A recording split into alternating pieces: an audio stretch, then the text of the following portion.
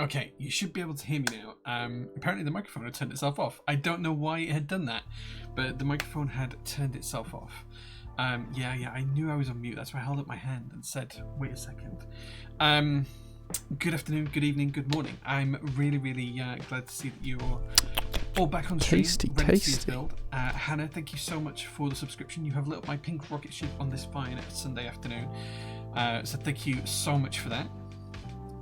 Yeah, that's 20 months in a row. That's crazy. Tasty. Demotex subscribed for 48 months. Thank you very much for lighting up my pink rocket ship, dude. This is 4 years. Congratulations on having 4 PT anniversaries with us. That's pretty impressive timing there. Incredible. Is Tanny so as well? Or I Stan ISO? I Stan ISO. Yeah, let's go for I Stan ISO. Thank you very much for the follow as well. Mr. Reed was first today. He did come first at 6:29. Tasty. Saying ooh woo. I don't know why I did that. I hate doing that. But that's what he did. So thank you very much for that. Rue is here as well. Good evening, Rue. I hope you're doing well. Jehovah in bed's here too. Good evening, Jehovah. Tasty. Everyone's lighting up my pink rocket ship now. So thank you very much for that. And I have foam on my beard.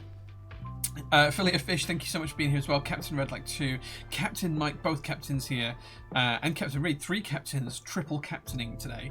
So thank you very much for that. Telvin's here as well. I think Telvin's just built one of these boards that we're going to build today recently, and the build looked really cool. So hopefully you guys will be interested in seeing that. Mace Ace as well. Superhand says, good evening all. Hope no one else had the misjudgment of taking their kids to a smelly soft play on this fine and sunny Sunday. I did not do that today because I don't have children. And instead of that, I took the dog on a 3.5-ish mile walk today, which was really nice. It was bright and sunny and it was nice. Shark, thank you very much for being here. Dynamics says first, but they're really about 15th, so we'll go with that. Cyber Sam, good evening, good sir. I hope you're doing well. Alvi says hola as well. True Blaze is here too. We can hear you. Thanks, Rue. 3D Keycaps here as well. Where are we going? I've lost chat. Human Going says hello, everyone. David from Cool Keys is here. Good afternoon, David. I hope you're so well. Mr. Reed, Captain Reed, subscribed for 25 months and said, sorry, I was AFK at the loo. Thanks for sharing that. Did I come first? Yes, you did come first. But thank you very much for the sub, dude. I thoroughly appreciate that. Mic is low. It shouldn't be. Compared to the stream sound incredible effects. Let's see if we can adjust that. Sometimes Windows does change things up for microphones. The microphone's on maximum, but I can drop the noise of the music. The sound effects will be as high as whatever volume of the music I'm listening to as well is. So yeah. Philly of Fish, thank you so much for 4 months of subs as well, dude. I thoroughly appreciate that. Demotex has subscribed for 1 PT PCP payment agreement. Yeah, so he could have leased something for us from a standard PCP. Yeah. Alicross too. Hey man, good to see you, dude. Your rocket ship may overheat. No, it's fine. It could stay online all day and still be fine. We can have it lit up as often as we want and it's fine. Yes, I have a button to light up my pink rocket ship on my desk. Yeah, mic is not low. Good, I'm glad. The sound effects will be as loud as my system volume. But yeah, the music should be okay as well. Sounds pretty good here, dude. Thanks, man. I appreciate that. Okay, that's chat caught up with. So, a few things to go through to today. First of all, catch you up on PT news. So, the last couple of weeks, just over 2 weeks ago, we received our latest shipment from China. That was a container with a few pallets on it. That arrived not for the Friday just gone, the Friday before. I am pleased to say that everything in that shipment, apart from one project, has now been completely shipped out. 2 projects. Everything has been done apart from the rubber hose Janes, which is going to go out Monday, Tuesday. We've sent out most of the invoices for shipping for the rubber hose Janes. That's the Jane V3. And I think there's maybe 10 more invoices to send first thing Monday morning. And as people pay those shipping invoices, the boards will go out. I think about 30% of people have paid so far. So as people pay, those boards will go out. And I'm broadly classing that as complete now. The only other project that was in that shipment that hasn't been dispatched to customers yet is the Cap MV Classic, and that's because it needs fix kits. Basically, the Dark Alphas were the wrong shade of browny beigey colour, and there's also a couple of keys with legends. So the square bracket curly braces keys, the legends are the wrong way round. The square bracket's on top instead of being at the bottom, and the curly braces on the bottom instead of being on the top. So those are being remade for both the light and the dark set. There was also an issue with the Y key. So on the Y key there is a tertiary sub-legend of the letter Z, and that should be in a pinkish purplish color, and it was not. It was done in white. So those three keys are being replaced for both the dark set and the light set, and then all of the other alphas are also being replaced for the dark set. As soon as we get those, we will then ship those orders out and have extras listed on the website as well. But that's just a little bit of time away until those fix kits arrive. So yeah.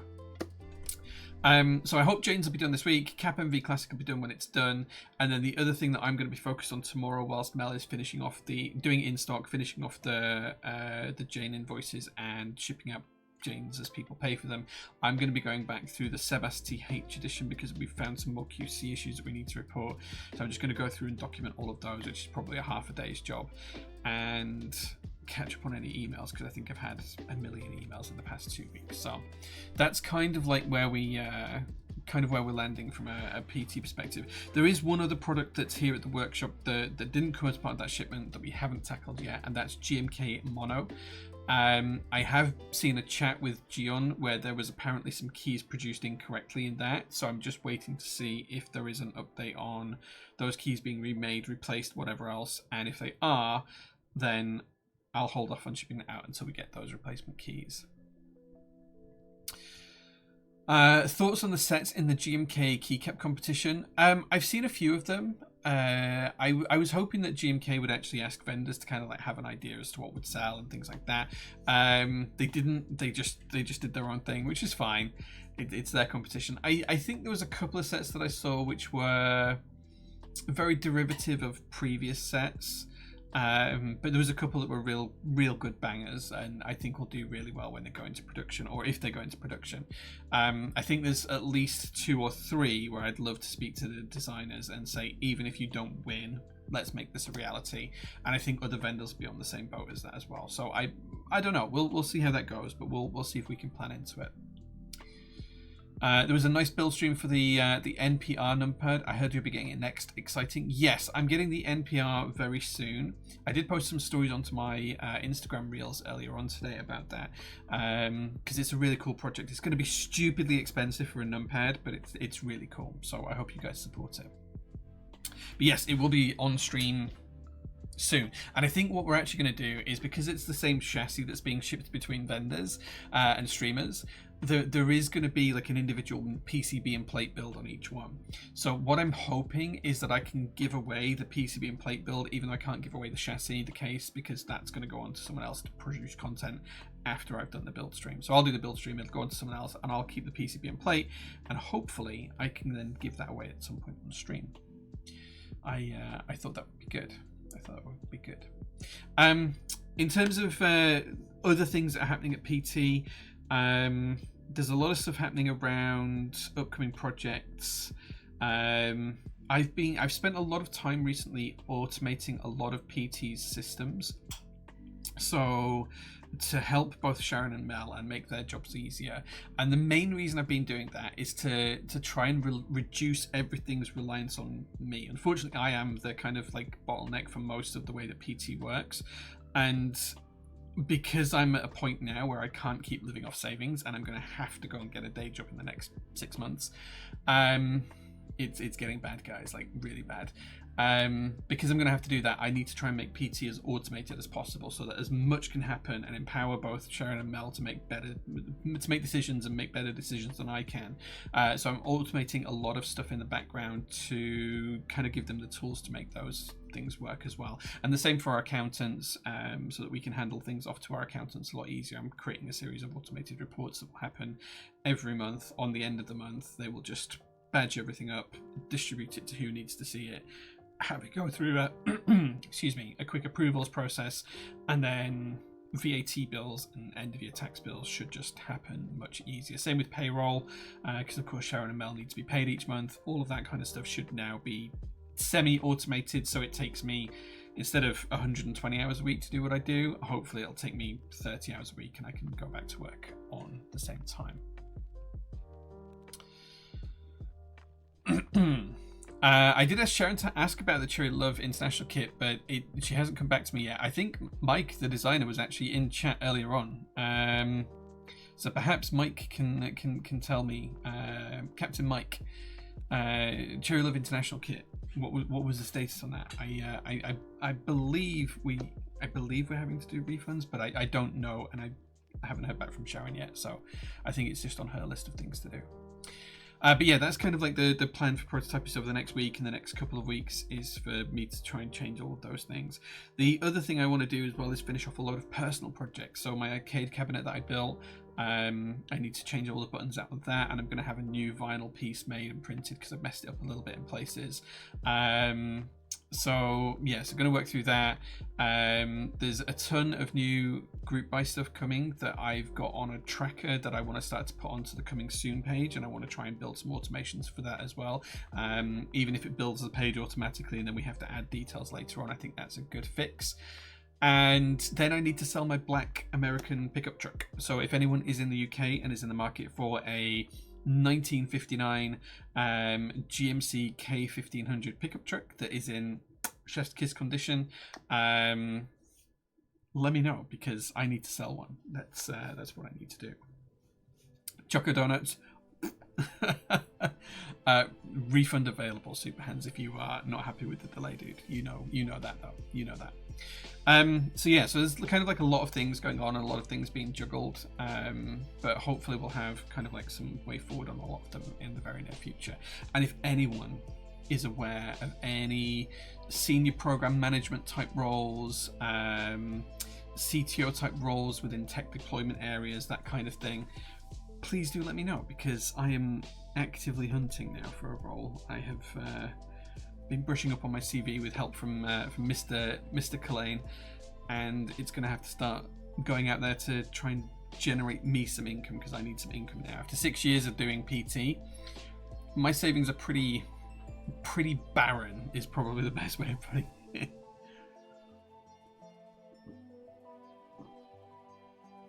Okay, so that's the plan for that.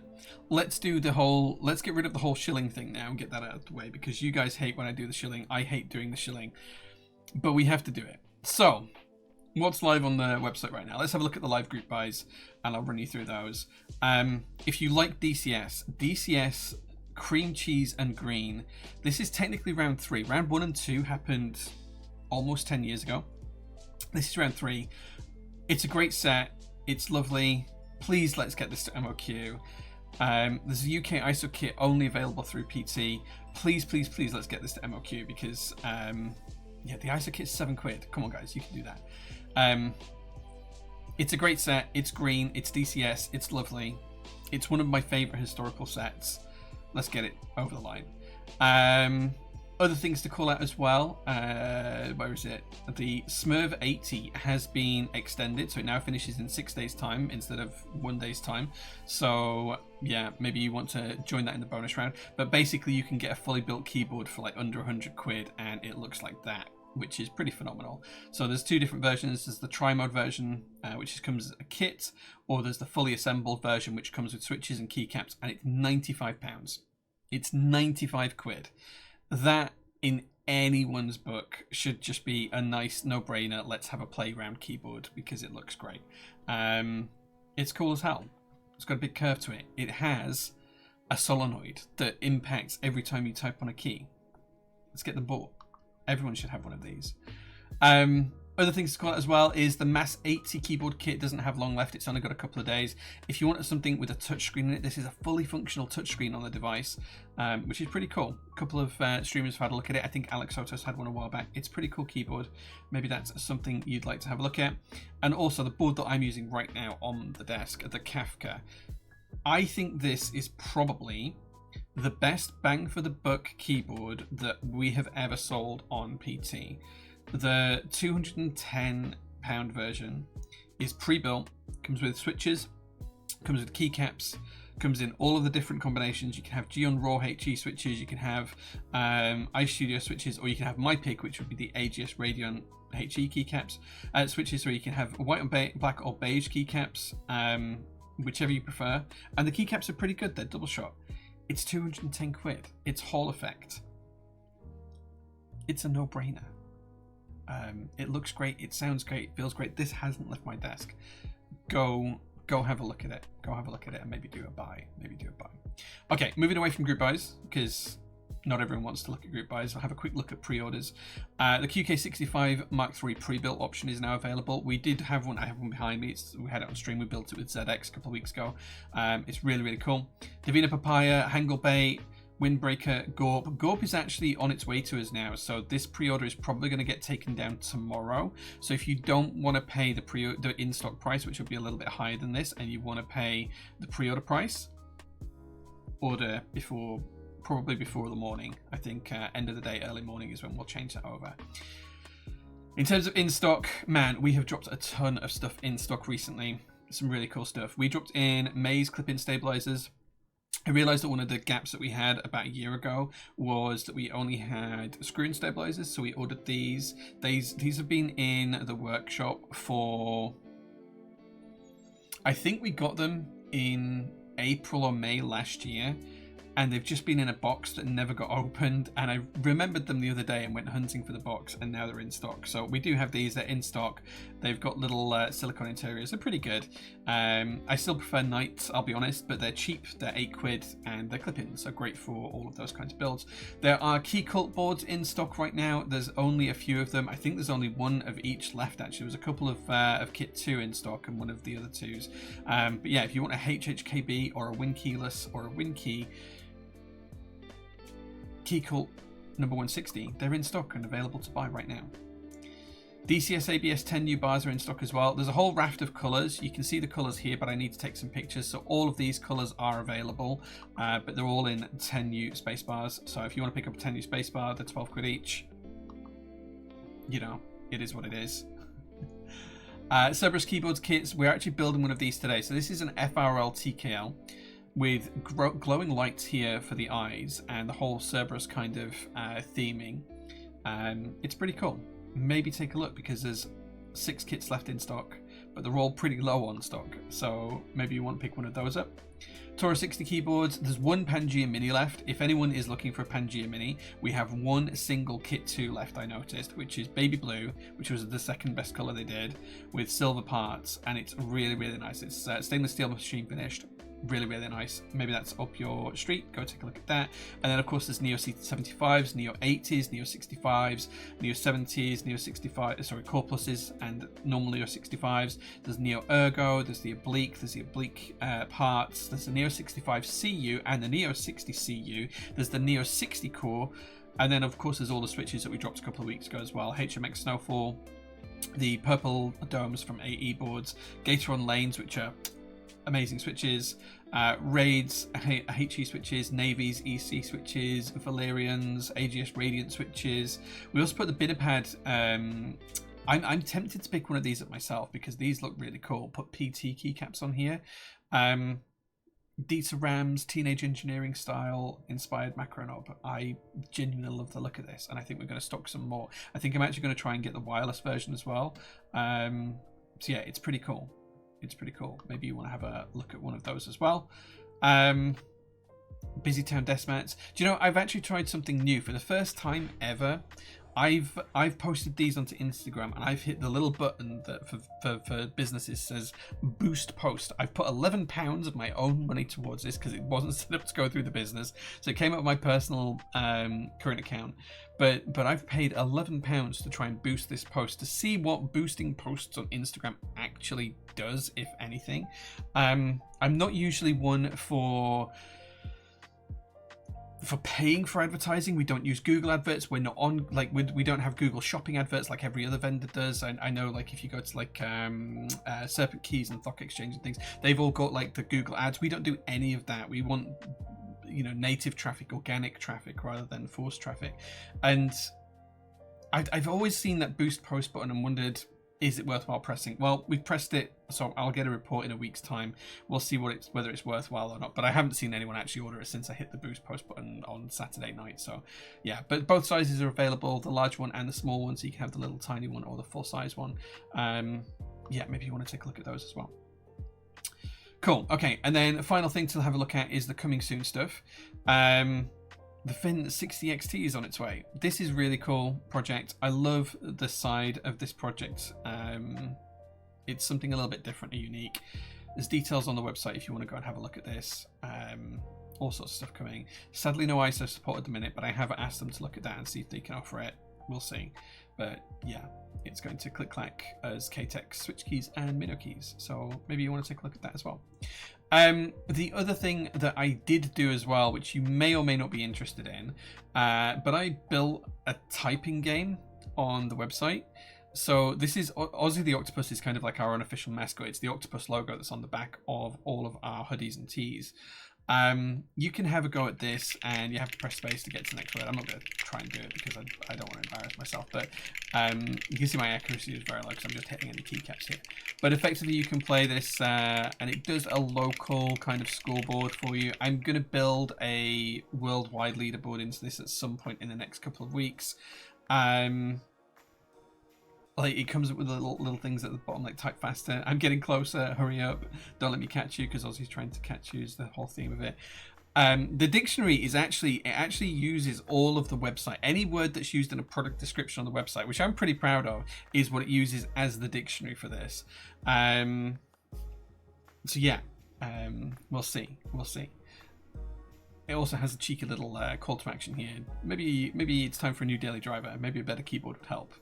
Have a go. So yeah, it's just a fun little thing that I've been playing around with. But you might want to have a look at it. You might not as well. Who knows? And then finally, if you want to buy some coffee, Jay's Roastery, you can pick up our coffee, give it a try. I'm drinking the Fiction Blend right now. It's exceptionally good coffee. Watch out for more stuff happening on Jay's Roastery, because I've started to pull together some TikTok stuff and real stuff that we're going to start posting as I actively try and publish more and more stuff for the coffee website and for the coffee channel. And the website revamp part 2 is still kind of happening in the back of my head. So maybe you want to take a look at that at some point as well. Who knows? Maybe you don't. I don't know. Maybe you don't like coffee. Maybe you are not a coffee connoisseur. Who knows? But I am, and I like good coffee. Right. I really don't mind the shilling part. Thank you, David. I appreciate that. I like the shill.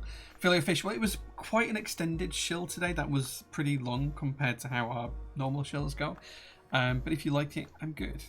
I enjoyed that. Someone did report us to Twitch for shilling until I pointed out to Twitch that it's a business account. And they were like, oh yeah, okay, it's fine. Yeah, you don't have to put ad or anything like that, because I pointed out that it's like a branded company stream. Great. Included keycaps are getting pretty good. The Kafka ones seem nice too. I will say, what I will say about the Kafka keycaps is they are exceptionally good for the fact that they're included. Would I purchase these keycaps for the price of a GMK set? No. And I think my cable has just disconnected my keyboard, but either way. Sorry about the bleeps. The keycaps are good. They're good quality for what they are. Would I recommend them on their own? No, but the fact that they come with the keyboard, they're great for that. I think if we were going to sell them on their own, I'd probably want to charge 60 quid for them or something like that. But yeah, they're pretty good. DCS Polch. Yeah, Polch is coming soon. DCS Polch is pretty good. Drinking game for Neo. Yeah, how many Neos can I name that we've sold or have on the website? Yeah, I don't know. Okay, my other stream window has died. Okay, there we go. I think that's good now. Right. Well, I can tell you that ad showed on my horny Insta alt. Nice. Okay. So, in fact, actually, I was looking at the stats for this. Hold on. Let me get it back up. So, I have spent. Hold on. Let me get it back up. I've spent so far £11.37 on boosting one single Instagram post, okay? It has been seen by 64 people. 64 impressions is all it has generated. So if you are one of the people that's seen it, you are one of the few, because yeah, that's 64 impressions is all it's had, but that's fine. That's fine. 0 sales from Instagram. Just want to point you out to that. I feel right now that the algorithm is a little bit broken for me to try and sell through Instagram, because it's not something we've ever done before. I don't know if it's worthwhile. I don't know if it's something we'll keep doing, but you know, we'll see. Small mats are perfect for taking into the office. Yeah, my brother actually I gave him one because we had that same mat when we were children, and I had it like as a play mat when I was a kid, and then he got it off me when I was, you know, too old to play with it anymore. So I gave him one of those desk mats from the original run. This is, you know, a couple of years ago when we were working with No Style to do them, and at the time he showed it around this is his old job now, he's moved companies since then. He showed it around his old office and he had it on his office desk, and we sold 10 in like the space for like 45 minutes because people kept walking past his desk and seeing it, which was pretty good. It's pretty good. Will it stop if I buy one? Absolutely, it will stop if you buy one. It'll actually stop anyway, because I think the money that I've plugged into it runs out at some point soon. So yeah, yeah, you will stop getting the my ads anyway. You'll get ads for whatever else you're into, but you'll stop getting my ads, because that's the only thing that we've ever done as an advert. It's the first time we've ever done paid advertising, and I know every other vendor already does paid advertising, and it's a whole thing. We've never done it, so it was just fun. It was chuck a tenner at it and try it, sort of thing. Fun dictionary. Oh yeah, we talked about the dictionary on the typing game. Basically, I scraped every product description we've ever written on the website, and I used the words in those product descriptions as the 1,000 of those words as whichever I deemed as like keyboard related and non-keyboard related, which took a long time to do actually. But yeah, I picked like 1,000 words that were keyboard related from that, and I may have scanned through some of them and clicked on some I shouldn't have done, but it basically pulls them through from the website and uses those. So yeah, it's pretty cool. Pretty fun idea. I like it. Thanks. Yeah. Just having a play around to create a game was fun. I've actually started to, since I did that a couple of weeks ago, and I only managed to put it live the other day. Like, I had to build like a Shopify plugin to get it to work on the website. I could have self-hosted it on a different site quite easily, but to get it to work in Shopify was a little bit more complex. So I had to do some like jiggery pokery to actually get it to work. But I have been also, and bear in mind that this is me vibe coding. I am not a coder or a developer, so I just wanted to be able to do this to prove that I could do it. So this has been with heavy use of Claude, to be completely open and frank. But I'm also working on like a temple run style typing game, where as you type you run away from a boulder, Indiana Jones type style, temple run video game style. I'm not ready to show that yet, but maybe at some point soon I will do.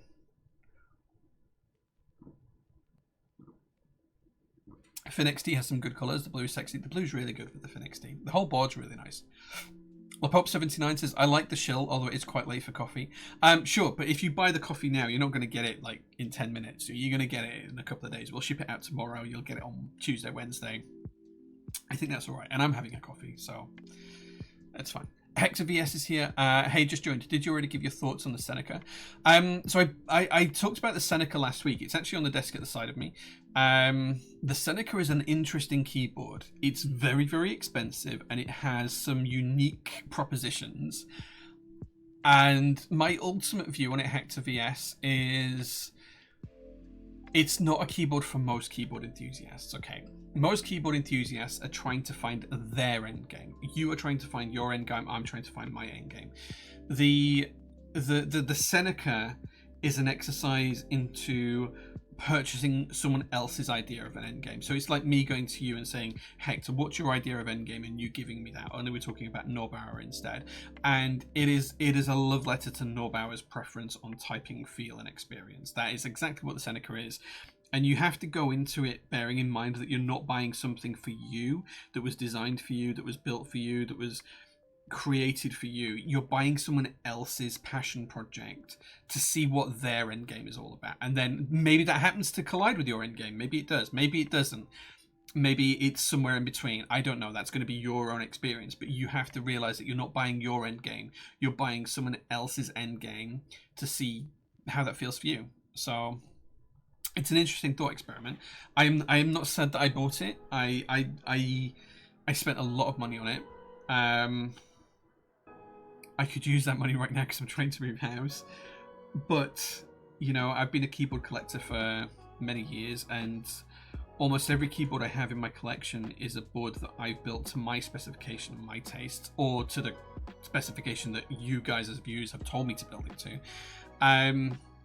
I've never had someone else's idea of endgame on my desk, so it's interesting from that perspective.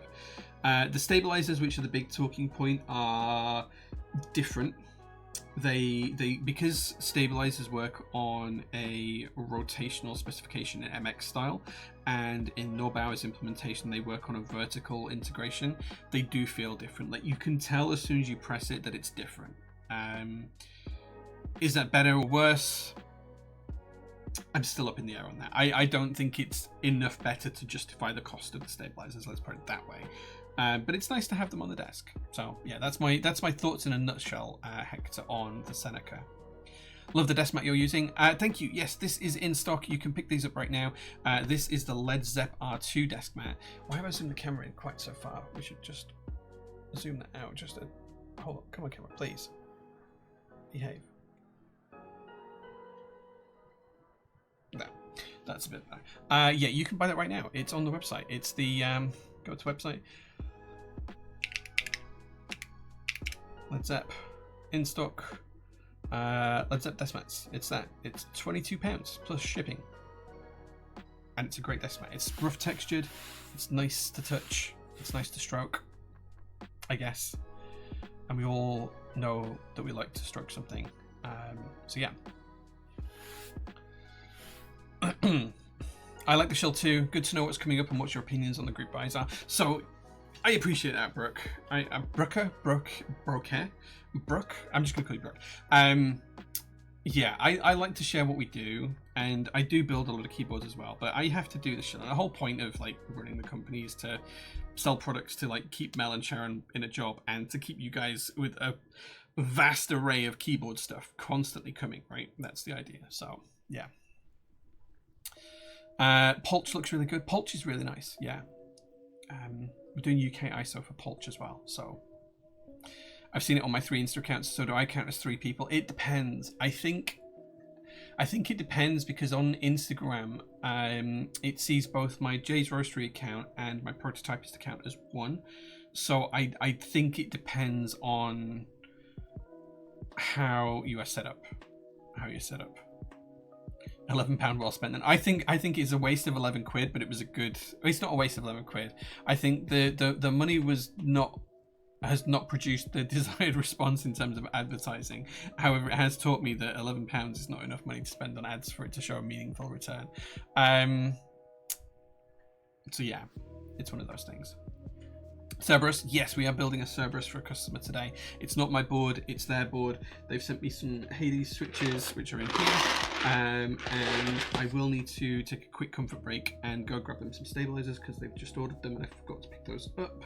But yes, we will be building it really, really soon.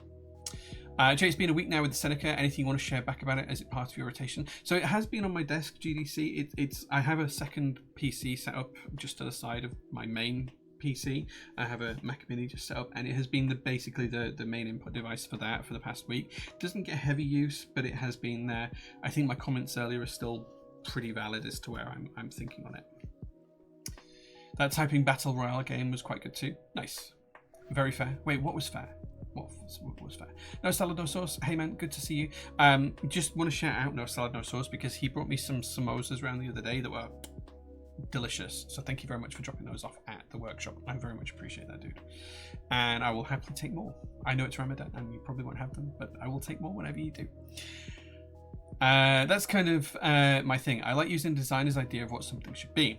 I feel something having a direction and a goal is nice to try, because it could be the eye-opening experience where you go, wow, now this is a keyboard. I think that's a fair a fair choice, did I? I think most people are so enamored by building a keyboard for themselves for their own tastes that they miss that they could learn something from other people's perspectives. I think that's a really common thing. You sound like the type of person that would be good at meetups because you'd be able to try people's boards, decide what you like, and then use that to influence your only influence your own purchasing decisions. So yeah.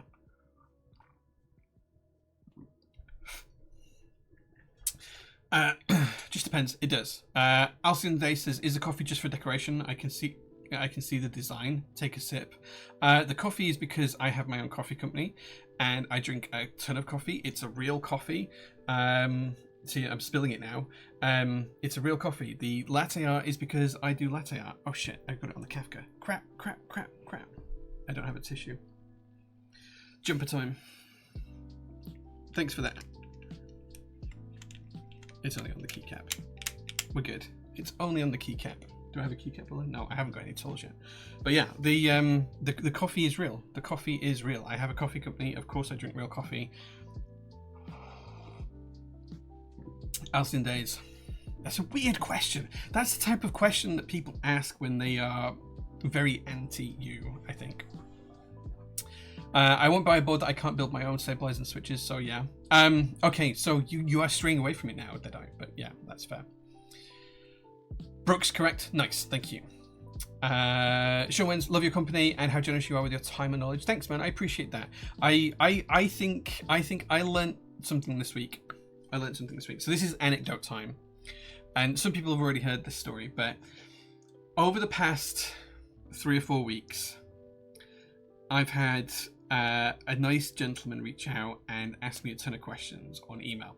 And it started off with questions about how do group buys work, what's the difference between a pre-order, a group buy, in stock, that kind of thing. It delved then into different product types, what were different manufacturers like in terms of quality, styles, output, timelines, all of these kind of questions. In the end, the little Google Mail counter at the side said 96 backwards and forwards exchanges between me and this customer. And so that's probably a good 12 hours of my time just replying to these messages, maybe even more, over the past month, say. And right at the very end of it, he said that he'd been, like, in the last 4 or 5 emails, this customer, or well, not a customer actually, as it'll turn out, but this person who was interested in being a customer was talking about an in-stock GMK set that we have in our warehouse, and he was on the fence about buying it and whatever.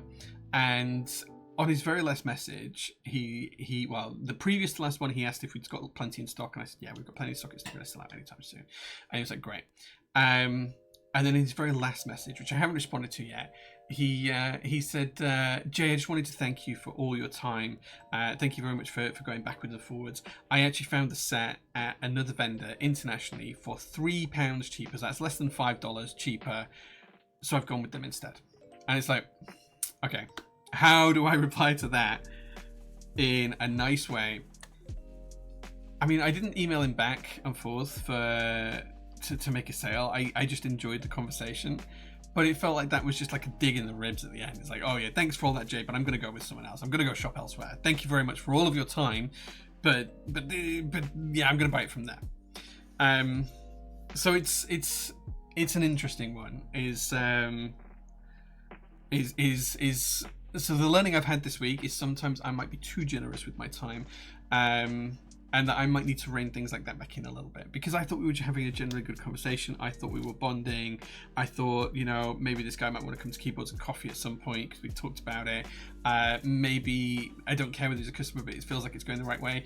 And then that just felt like a really, I don't know. It felt like a shiv to the heart at the end, but it is what it is. I feel really bad that I feel that way, because clearly I shouldn't feel that way, because I shouldn't expect anyone to be a customer, and it's not fair to feel that way. And I'm being very vulnerable and talking about this live. So if he's watching, thank you very much for the great conversation, dude. I really appreciated it. Maybe just think about what you're saying and how it might be interpreted by the people when you send those kind of messages. I'm a massive Led Zeppelin fan. Might have to get that. Thank you, Escaroth. Yes, there is a few in stock. It should be okay for a little bit. Macy says, thank you so much for the subscription. You have lit up my pink rocket ship. Thank you so much for that. I bought a Busy Town desk mat. Consider your investment return. I expect a shiny sticker as a reward. Hey, the thing is, right, I pack orders Tuesday, Wednesday, Thursday, Friday. Mel packs orders Monday, so it will be on Mel packing your order. So if you've added a note, fill your fish, maybe you'll get a sticker.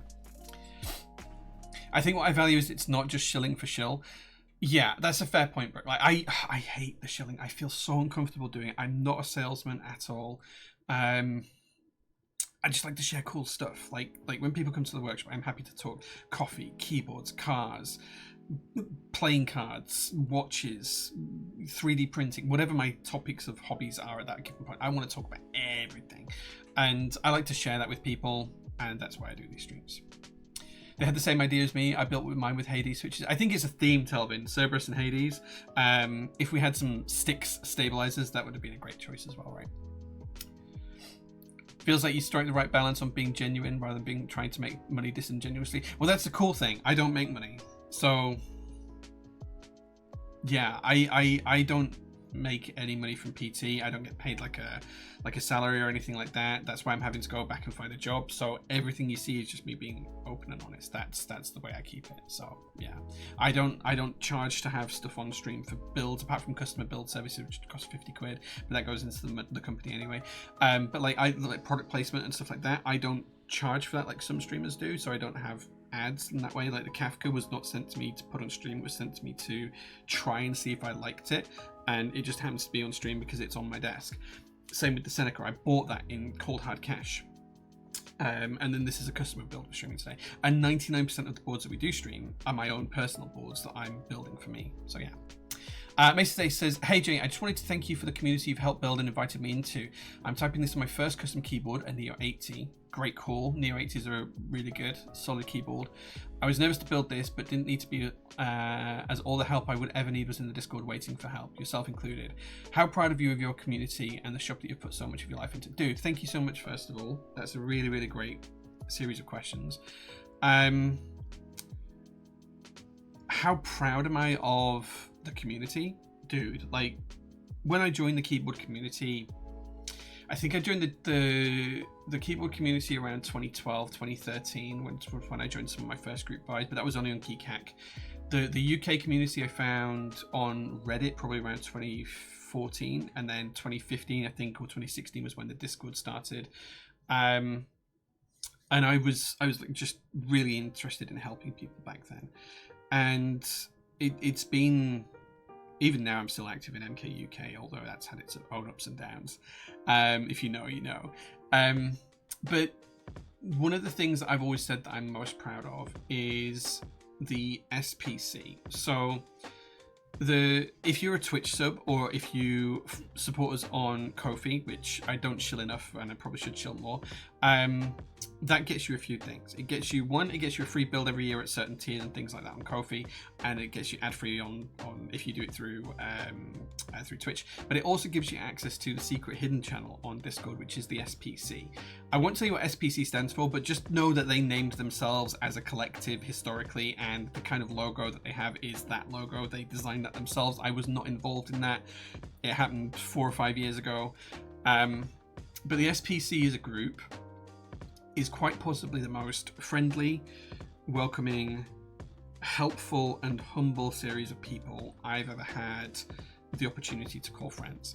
And there are so many people in that group now that have actually become real life friends that I do things like go on holiday with, or climb mountains with, or I have them over to the workshop after we've done open days to have a drink with, or to order pizza with, or whatever it might be. Or they message me about build services, or they come and visit and have a cup of coffee with us on a Keyboards and Coffee morning. Or they send nice things from Iceland. We got a load of nice Icelandic biscuits in the other day. The mug that I'm drinking from right now was a gift from Wolfie, who is one of the people in the SPC. That group of people and that collective that has grown around from these streams, whilst I didn't actually do the growing of that collective of people, that is the thing that I'm probably singularly most proud of in keyboards that I've been involved in. The SPC as a whole is just such a nice place to be, and such a wholesome, friendly and loving place that's safe, that Yeah, I would do anything for almost anybody in that chat. Like they just need to ask, and I'm probably going to do it for them. How proud am I of the store?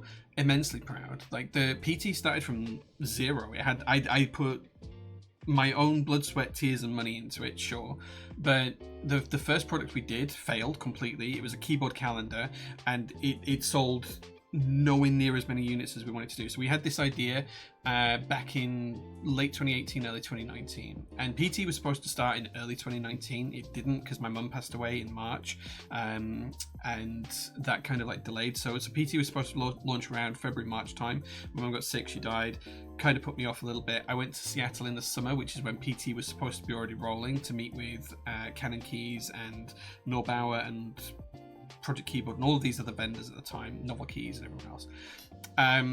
So that was so I still went to that, but obviously didn't have prototypers set up, although most of the other people who were vendors knew I was doing this in the background because they were part of that conversation. And PT actually started then in the November. And one of the first products I'd been discussing with Key Club at the time and a few other people was doing this keyboard calendar, which I'd designed, which had photographs from Tehar Types and some other keyboard photographers who aren't around in the hobby anymore. Querdenker was one, and the idea was that we were going to have just like a normal pin-up calendar, but just like keyboard stuff in it. Produce it in December and then ship it in January. That was kind of like the plan.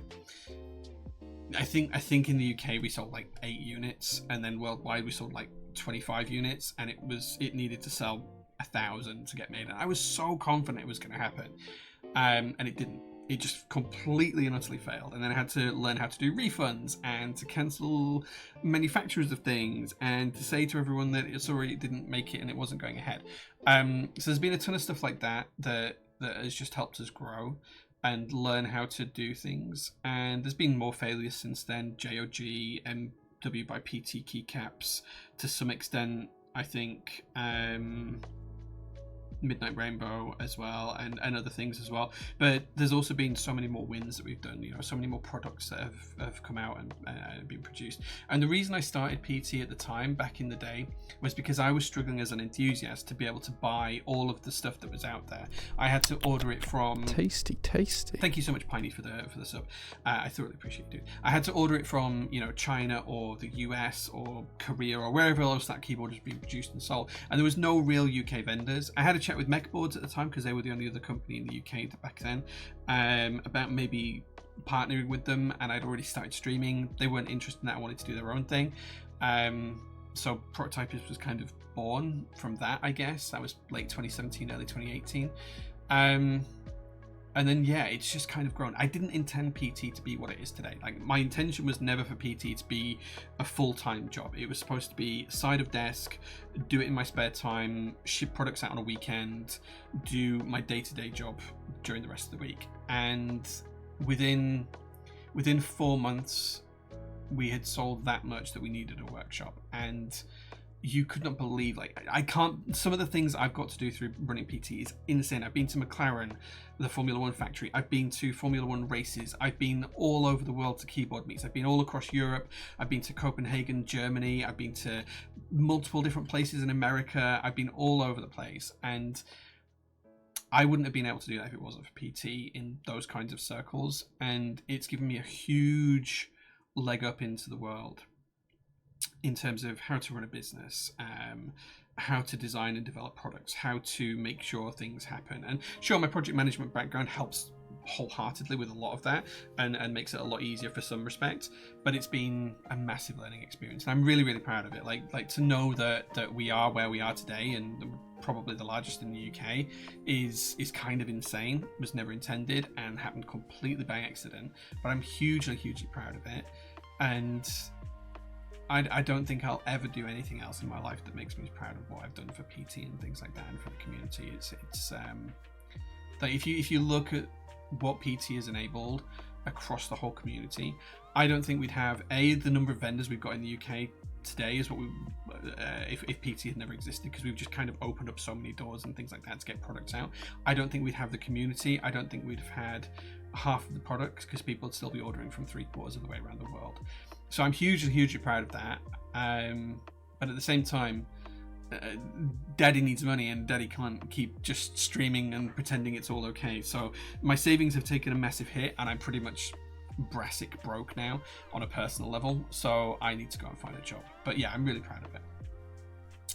That feeling when your keyboard costs more than the computer it's connected to. Yeah, the Seneca costs way more than the computer, mouse, monitor, and everything else that's connected to it. Yeah, like it's not even close. I think everything else is about 8% of the number of about 8% of the value of the Seneca. So yeah. Anytime, no salad, no sauce. I'll have some more tomorrow then, please. You talked about improving the site. Are you still doing the videos for newcomers to lube, mounting styles, plate materials, etc.? Yes. So, Silly Mellow, those are going to be under the guide section on the website. So you can go onto the website now, and under information and keyboard guides, it's only got one at the moment, but that is going to get fleshed out in time. It's got like a how to load via JSONs at the minute. I have about 15 different current articles I'm writing for that, and there's a couple of videos I'm recording as well. And the main stopgap for that is taking photos. Like, just the sheer number of photographs I need to make it all work is it's immense. It's like I was working out, if I take one photo every 3 minutes, it's 2 full days of photography. So like, I just need to figure out what that's going to be like. And because we've been shipping out so many orders this past couple of weeks, with the shipment arriving, I just haven't had time. But the next couple of weeks, yes, you'll probably see 2 or 3 different new guides drop on that keyboards guide every single week. So watch out for that. So that'll be things like how to record macros, how to lube stabilizers, how to change switches, how to lube a switch, how to type better and things like that.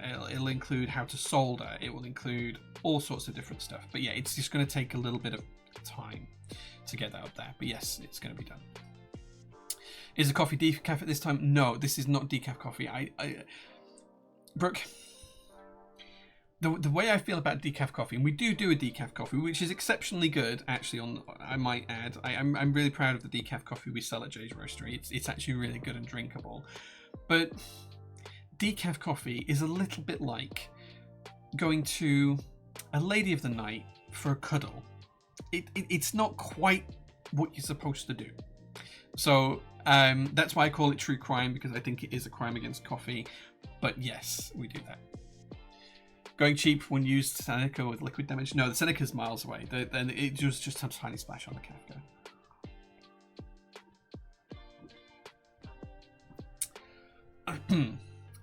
Trojam, hey man, good to see you.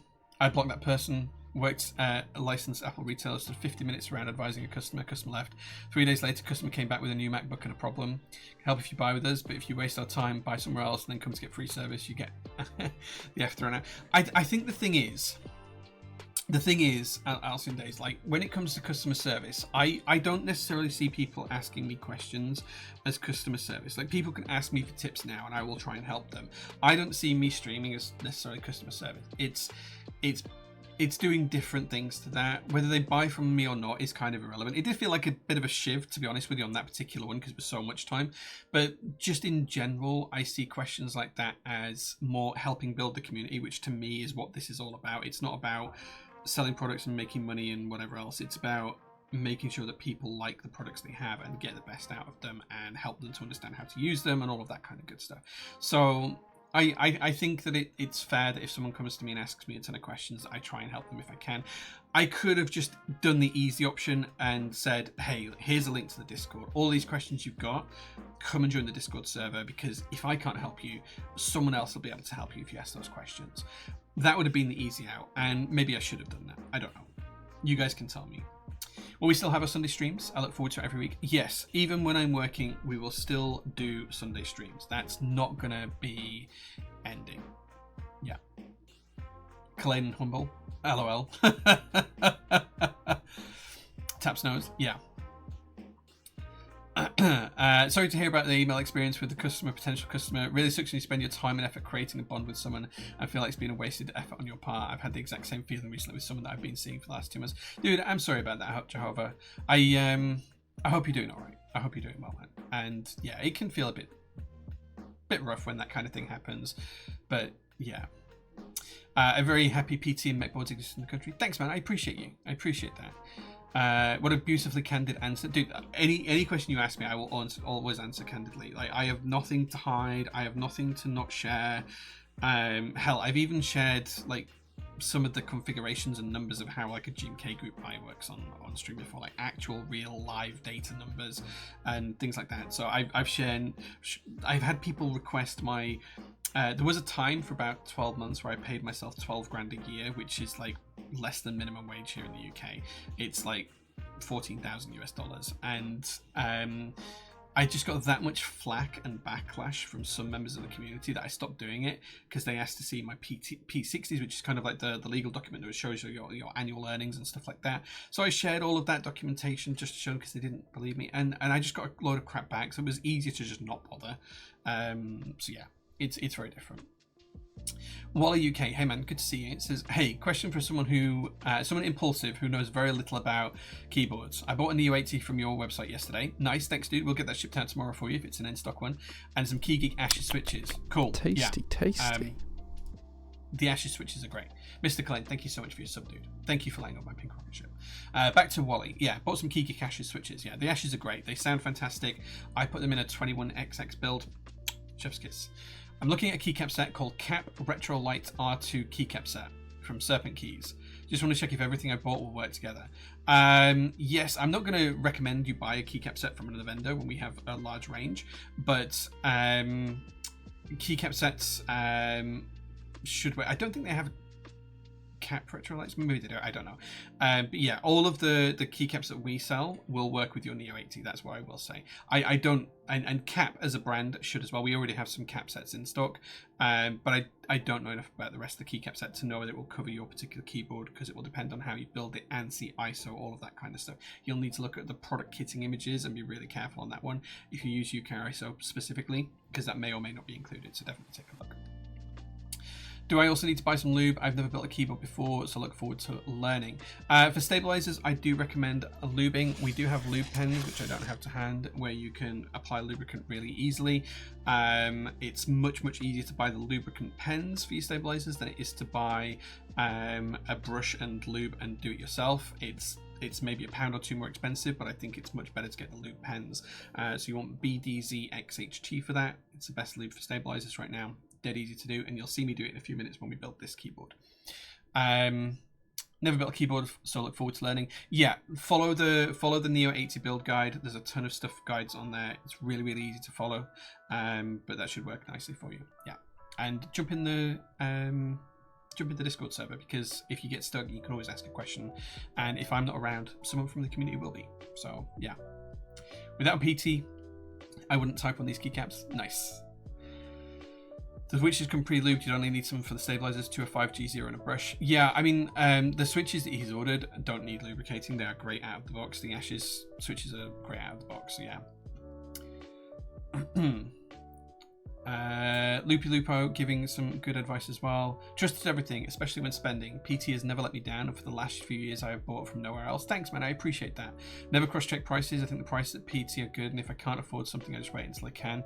Never occurs to me to go looking for cheaper for it elsewhere. I think for the vast majority of stuff, especially in the UK, like one of the things that we'll do, if you find something that we sell that another UK vendor sells and it's in stock at both of our stores and it's not on sale or something, if they sell it cheaper and you've already bought it from us, I'll just refund you double the difference. Like, I don't want people to not be happy at our pricing, so I'll just always, if you just message me afterwards and say, hey Jay, here's a link to such and such a product, I bought it yesterday, they're 10p cheaper per switch, I'll just refund you double the difference, because I'm not going to argue about that, and I want people to be happy with what they bought. But I think for the vast majority of things, we probably are the cheapest in the UK. And the only way things might be cheaper is if it's an overseas company and they're not charging VAT, which they probably should be, and then you're going to get an import bill, which sometimes happens. Jack Sparrow Lego ship, adding lights to it. That sounds like a pain, Mr. Clay. I've been looking at doing the lights kit for my Millennium Falcon, and I don't want to do it because it means I have to take 3/4 of it apart.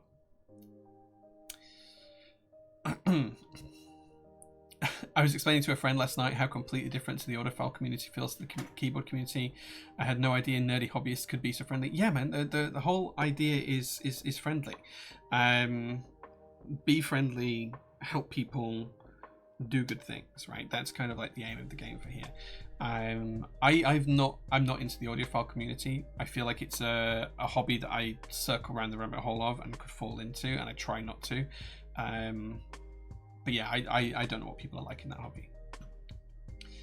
Also, I feel bad for not using keycaps from PT. You just need super low profile, and I know it's super niche, so as soon as there is a set that meet my needs, I'll be ordering. We do have some low profile keycaps in group buy right now. You can, if you go onto the website and you go to open group buys, we have PFF Verdant Retro, which is low profile keycap set. This is new Penguin Flatfoot Incredible set, and we also have the white on black. So if you don't want greens and beiges, we have the standard white on black. So they're in group buy right now. Closing 14 days. We'll ship in a few months. So yeah, those are low profile. I actually have a set that I showed on stream last week. If you want to watch the stream back, should be on YouTube, which is PFF keycaps in a different colorway. Yeah, pretty cool. Never been disappointed by orders from PT, even if I have had issues with orders. Jay has always been helpful with support. Yeah, I mean, thanks, Joe. I appreciate you, and thank you very much for saying that. The thing is, that with just the sheer amount of products we ship, I mean, we ship somewhere between 5,000 and 10,000 orders a month, right, on average. It's a huge number of packages. Even if 1 in 1,000 of those has issues, we're going to have some issues. And quite often, a lot of keyboards come pre-packaged, and we can't check every single keyboard because, like on the QK and Neo products, for example, our profit margin is less than the cost of a good cup of coffee. So if we're making £3 or £4 on a keyboard as a whole, and that keyboard's 200 quid, you know, you're making 1 or 2% at best profit margin. We don't have the time to open up every single one, specifically inspect it and QC it. It would just put the prices up, you know, by another 30 quid a board, which is just untenable.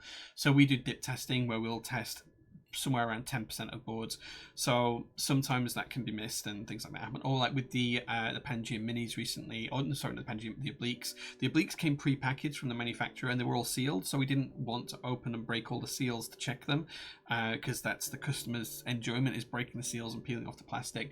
But there was a few occasions where the screws might have a tiny little bit of rust on the ends, which we're waiting for some replacements from Bowl for at the minute, and we'll just send out the screws to anyone who happens to be affected. It's much easier that way. So yeah.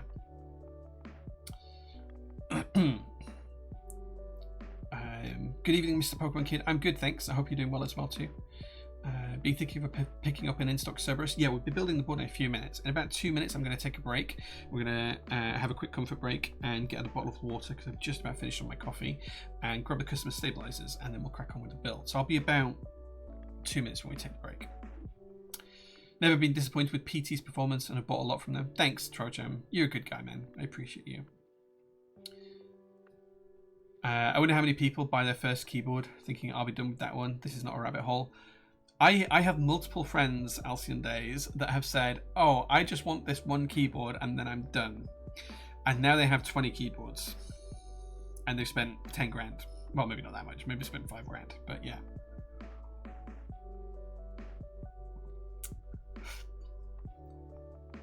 That was me 5 years ago. Yeah. Completely understand that there are issues, but the important part is how the issues are dealt with, and with that in mind, PT has never disappointed me. Thanks, man, I appreciate that. We'll always put things right. If something's wrong, we'll try and fix it. So, yeah. Yeah, we'll always try and fix it. 14 keyboards, and I've spent more than that. I think I have 6 at the moment. Unfortunately, I have not spent 20k now. I have about 400 keyboards, somewhere in that kind of region. So, you guys are always alright. You guys are always okay. Definitely a rabbit hole. I dread to think how many I'm up to now. You're up there, Trojan, I think. I'm a victim of this rabbit hole. I've sold no social. You come to the workshop twice a week at the minute, dude. Thanks, Brooke. I will see you later. Thank you very much for watching. Right, I'm going to take a quick 2-minute break, guys. I'm going to go grab stabilizers for this build and my tools because I have done 0 prep for this stream. And I'm also going to grab the customer stabilizers. I'll be back in about 2 minutes. I'll leave you with the chair stream. But whilst I'm away, and before we start the build, I would like you guys to ask a series of questions. And whoever asks the best question, I'm going to give a free desk mat. I don't know what desk mat it'll be. It'll be random. Mel will pick it, and we'll ship it out tomorrow for you guys. So whoever wins best question, you'll just need to DM me on Discord afterwards with your address details, and we'll ship you out a desk mat. So just tag me at JPrototypist, type your question, and when I'm back in 2 minutes, I will answer those questions as we prep for the build. And whoever asks the best question gets a free desk mat. We'll ship it anywhere in the world. Doesn't matter where you are, we'll ship it. Right. With that in mind, I'll be back in about 2 minutes. I'll see you soon, guys.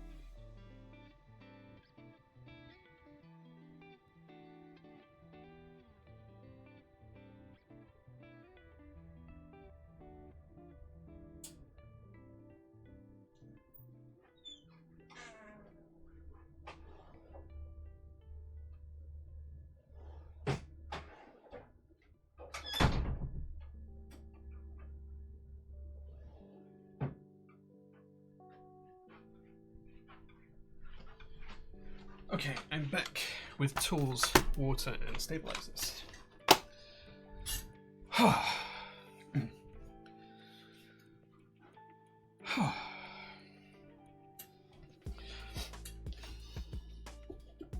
have coffee in places I should not have coffee.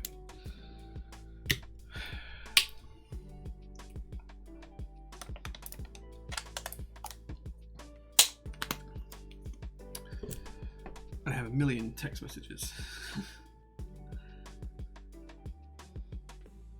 Oh man. Okay, I think we're good. Right. Let's flip over the camera, and whilst I sort my tools out.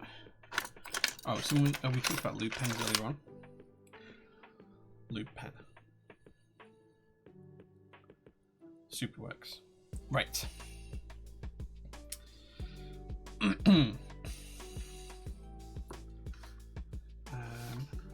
Where did I put screwdrivers?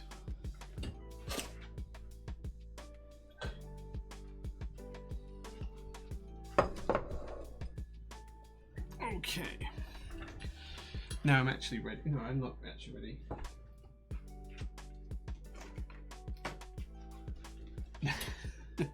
Now I'm ready. Right, let's put my tools over to one side because we'll need a few of those during the stream. And let's get ready to lube up our stabilizers. Now, this is an FRL TKL. So before we take a look at the board, we're going to lube up the stabilizers. These are Night V4 stabilizers. In stock on the website, maybe you want to go do a buy. And the customer has asked us to build this. Let me double check.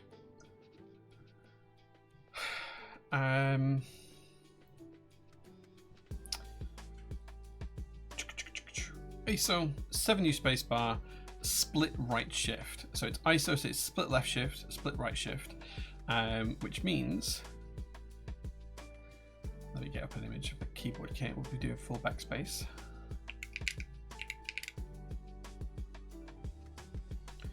So that means we will need a stabilizer for ISO enter, we will need a stabilizer for backspace, and we will need the 7U stabilizer for the bottom row, and everything else will not need a stabilizer on it. So we just need 3 stabilizers doing. Okay, so whilst I'm lubing up these, I'll take a look at your questions. I'm up to around 100 keyboards. Nice. Now my wife has seen this board, she'll need me to build her something as she'll love the Neo. Hey, that's not a bad position to be in. So, I'm just going to assemble these first. I'm going to insert the sliders into the housings. Whoops, if I don't drop them. And we have 2 per stabilizer, so we need 6 to be ready and assembled.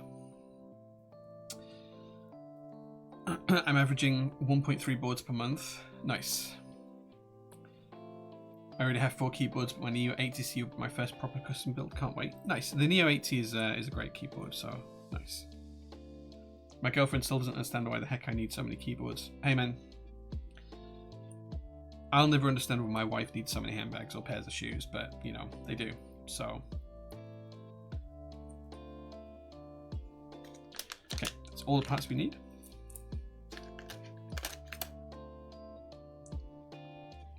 I too just wanted one. I'm at 7 now. That's a respectable number. I wanted a new desk mat, and 3 years later I ended up buying 6 keyboards. That's alright. Waiting on the Neo 80 CU too. Super excited to get my hands on it. Yeah, the Neo 80 CU is going to be nice.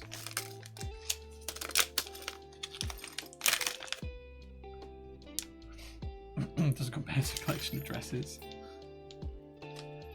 Okay, so we want 7U spacebar and 2 2U stabilizers.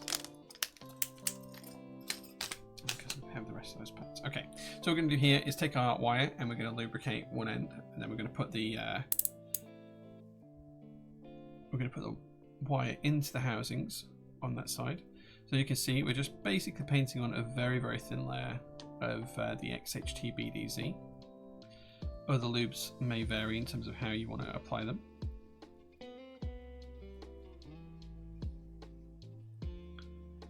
And then we're going to insert it into the housing. Click it in, flip it around, do the same on the other side. We do have a whole raft of new lube pens coming as well. We're going to have more in stock soon, including 105 grade 0 pens, which is an oil rather than a grease.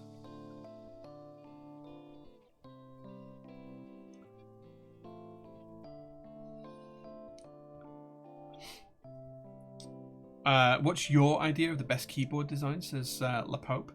So if I had to pick one, it'd probably be the JL1, which is the first keyboard that I was that I designed. I've had a few people help out with the CAD over the years. Most recently Josh and James AKB, but yeah, the JL1 would be my ideal. It's exploded 65% with twin XT columns.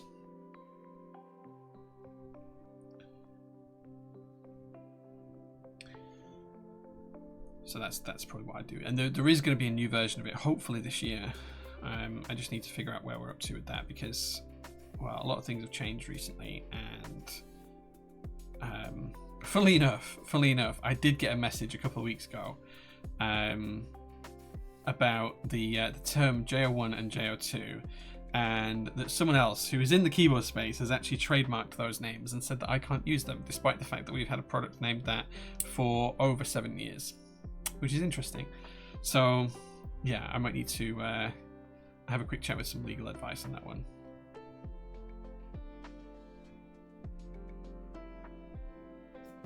But yeah, that would be my choice for the keyboard. I only went looking for a good keyboard to play StarCraft on 6 or 7 years later. I haven't escaped and I had to give up StarCraft anyway to choose problems with arthritis. Oh man, that sucks. But I'm glad you found the keyboards though, dude. Maysay says, what should be your favourite memory for the PT community? There's been all sorts of memories, dude. Like, man, like the first ever meetup I went to was pretty cool. That was in London, I think, and then we did ones in Birmingham and Leeds and all over the place since then. Meeting a couple of people for the first time's always been good. Some of the friendships that I've built across, you know, a decade of working in keyboards now, because before Prototypist, I was streaming on a podcast and all sorts of other stuff as well. So I've been around the industry for a long time now. Pretty much as long as it's been going. So friendships and all of that kind of stuff. There's always been some great things happening. From the PT community, if I had to pick one thing specifically, I think I'd struggle. But a couple that come to mind are, we did an SPC only, so a Twitch subscriber only version of the JO2. And we had pretty much everyone who bought one come to Leeds for a special meetup that we put on just for that board. So everyone got to pick up their boards on the day at the same time. We gave everyone like a free meal, and we had fun with that. That was good. That was a really good day actually. And then we've done a couple of open days at the PT workshop as well since then, where we've shared like food and drinks on night times and things. They've been really great days as well. Long days, but really good and thoroughly enjoyable. So yeah. If Darth Vader was a keyboard, which would he be? A Yamaha full-size Baby Grand. Fave superhero film or TV series? Oh man, that's a good one. My favorite superhero movie right now is probably the newest Superman movie, because I just think it's so good. It's so comic booky, it's fun, it's bright, it's fresh, it's a little bit different. My favorite TV series would probably be series 1 to 3 of Arrow. I think that was really, really good, but it started to get weird in the latter end of the sequences, and I never liked the crossover episodes with The Flash, but the first 3 seasons, pretty good. I'd probably say those. Right, let's, now we've got our stabilizers ready, let's take a look at the actual board we're going to be building today.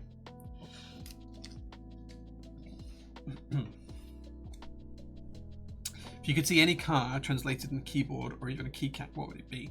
I would love to see my my 1976 Datsun 280Z, which is orange. I'd like to see that in keyboard form. I've tried myself a couple of times over the years to come up with some sort of design language that gives the 240Z, the 260Z, and 280Z a good basis in keyboards. I can't find a good way of doing it, so it needs someone brighter and cleverer than me for that. Okay, just going to pop our switches to one side, and then we'll take a look at the keyboard. Oh.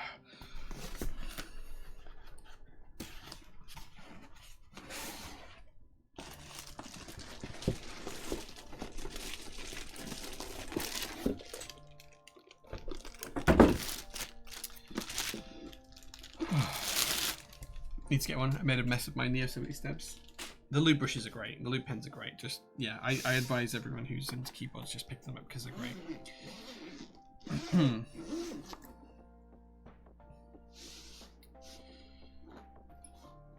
Okay, so in here we should have the customer's plate, which is carbon fiber. He says not able to get it out of the case, but there it is, carbon fiber plate. That's what we're going to be building with today. We have a packet of feet and some foams. Take a look at those in a minute. We have our daughter board. We have our PCB. We have our foams, and then we have the default plate that it came with, and some screwdrivers as well. But we're not going to use those screwdrivers because I have my own screwdrivers. So we need those out as well. So let's put all those to one side. Incredible. And then here we have the keyboard itself. What's something you've outgrown but haven't had the courage to let go of yet? Sweets, like candy, Haribos, that kind of stuff. I really shouldn't eat it anymore, and I should absolutely stop eating them, but I don't. Even when I don't enjoy them, I still eat them. It's bad. Okay, let's take a look at this customer's board now. Oh man, what a set of colours. Got the Cerberus detail up here. Brass on the sides. Cool curve shape around the back. And the Cerberus logo in the middle. What a cool keyboard. I love this transition line here.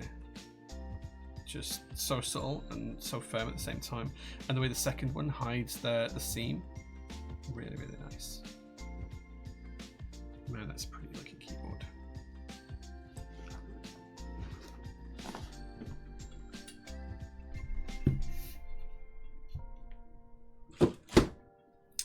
Okay, let's look at. I think we put the feet on last on this board because they're just press fit feet, and we're going to need to get into the screw holes, I suspect.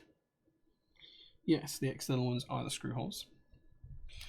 So before we go any further, let's take a look at getting the keyboard case taken apart, and we'll get the daughter board installed. So, what size screwdriver do we need? This is a Torx. I think it's a T8. I might be wrong. Looks like I'm on the money with that. Let's see if I've got a little screw tray. I do. It already has screws in it from a previous build. Let's get rid of those. Good thing the PT workshop isn't very close to me, otherwise I'd be stopping by constantly. You'd be more than welcome, dude. You'd be more than welcome. What other questions are there? Best layout? Yeah, it's nice.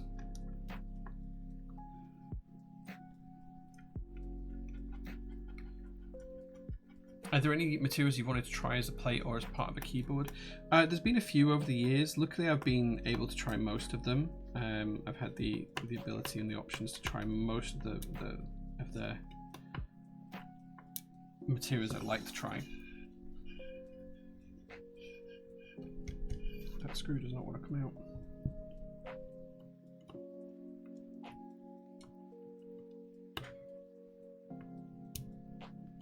Come on.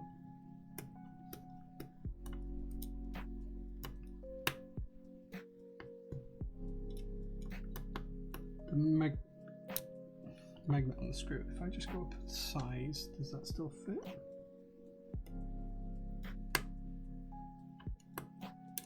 No.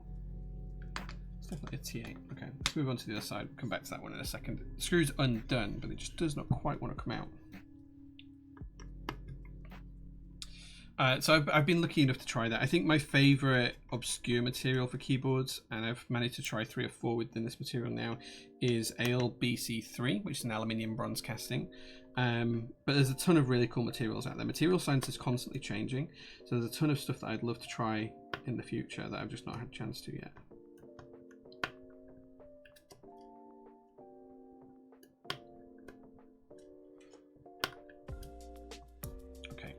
These 2 last screws do not want to come out. This one.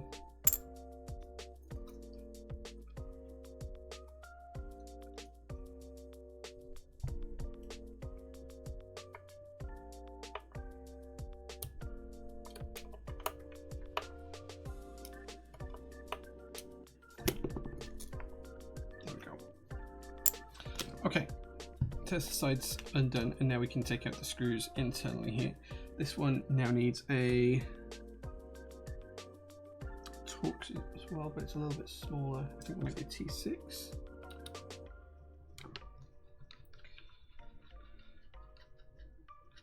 So yeah, if I could pick any material right now, I'd like to do more with titanium. I think there's been some titanium keyboards in the past, but I'd like to do some cool parts out of titanium to make keyboards lighter.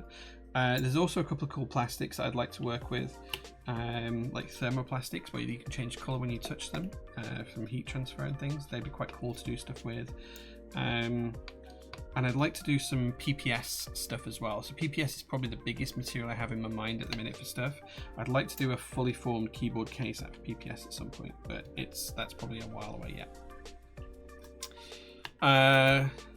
Superhands is a question I can't read because my mouse is there. What keyboard most caught you off guard? Define off guard. Define off guard, Mr. Superhands. We'll come back to that. Jova says, do you have any advice for getting over someone? Things were good for the last 2 months and suddenly out of nowhere things ended. One day she was fine with me and then the next completely different. Oh, dude, man. I'm sorry about that. First of all, I am sure it wasn't you.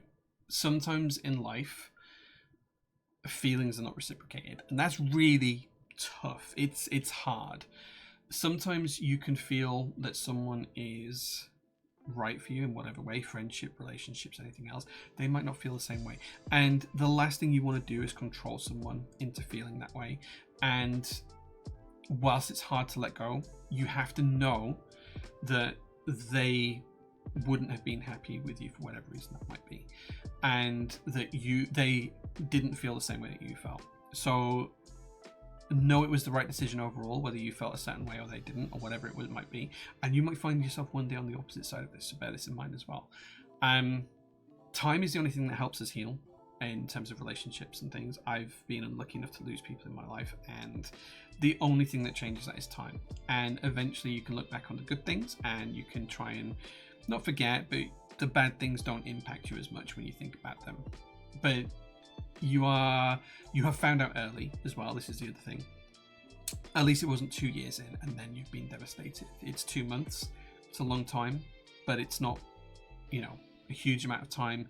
You have learnt early. It has failed. You failed fast, and you're now ready to maybe try again with someone else. So Jehovah, it's not easy. There's no great advice, and we all do different things. My advice would be to spend time with friends, get yourself out there, do things. Don't mope around, don't sit at home.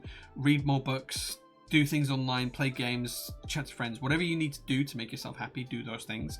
But time will heal you, and you'll feel better in a couple of weeks' time. I guarantee you'll feel better in a month's time or 2 months' time. My usual advice is it roughly takes as long as a relationship to get past it, so give yourself a couple of months to see how you feel. But I'm really sorry that you've gone through that, and I hope things are okay. Genuinely. Okay. My original plan was to get the normal Neo 18 green before I ended up choosing the CU, so the teal was kind of the close option. Nice. You have no idea how much it puts my mind at rest when you told me you once sold an entire keyboard, but you've forgotten to put the switches in. The stabilizers? Yeah, I sold a keyboard before without putting the stabilizers in. So yeah. Also, do you have any advice for getting out of a state of depression? So the trick, as someone who's been depressed on a milder level, the trick for me was doing things. I got into a funk a while back, a couple of years ago, 3 or 4 years ago, and all I did was come to work, go home, sleep, come to work, go home, sleep. And the trick for me was pushing out of that mindset and forcing myself to do stuff. So I set myself a challenge a couple of years ago when I was feeling this way to climb 40 mountains before I hit 40, and I did like 56 in the end or something.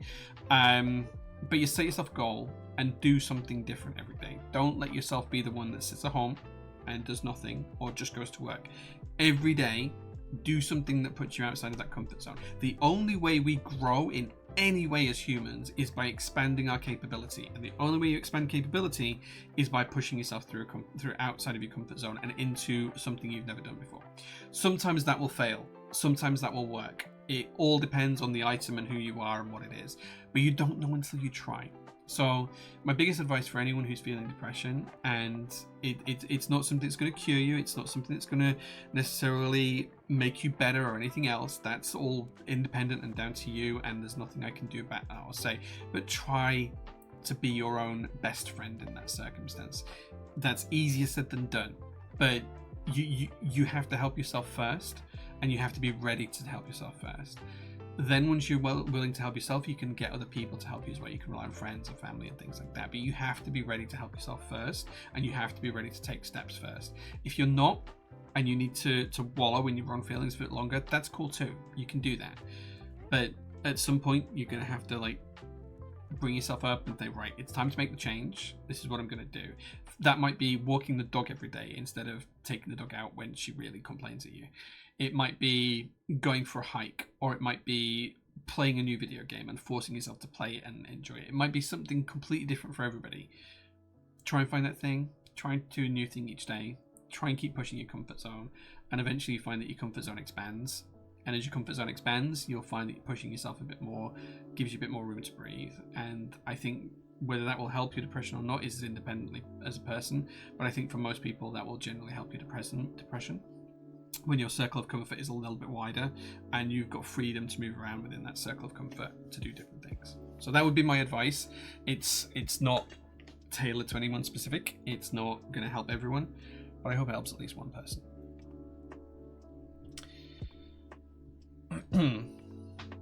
Is the person who trademarked them British? Prior art or prior? Yeah. What's my favourite coffee? My favourite coffee is the one I have in my cup, right? Okay, coffee is the lifeblood of my life in many ways. Like, I'm gonna have to say my own coffee because it took something like 20 different cuppings to get there, and cupping sessions are really long and tedious. They're fun for the first hour or two, but it takes a while to get through it, and to get a flavor from coffee that just works for your palate and what you're trying to achieve with that coffee is a huge achievement. So I would say our fiction blend is that achievement for me. I think sci-fi blend and classics blend are great as well, but the fiction blend was probably my favorite, and it took a while to get that. What's your favorite place to visit in the UK? There's still so much of the country I haven't been to since I moved here. The Lake District, absolutely the Lake District, and then the Yorkshire Dales and the Peak District as well. All of those good places are where I would recommend people try. Right, so we're going to install the fly daughter board now. So I'm just going to line this up and pop it into place, just like so. And then I think it's actually the larger screws it needs here, weirdly, which I think we don't have a screwdriver large enough for yet. Oh, that should do the job. Let's see. It's an unusually large screw for a daughterboard, but we'll go with it.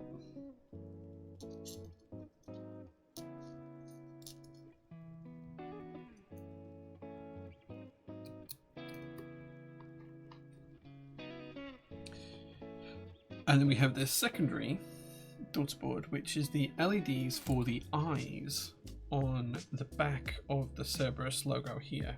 You can see that those are holes, and we're going to align that now. Just going to move that out of the way. Put this to here.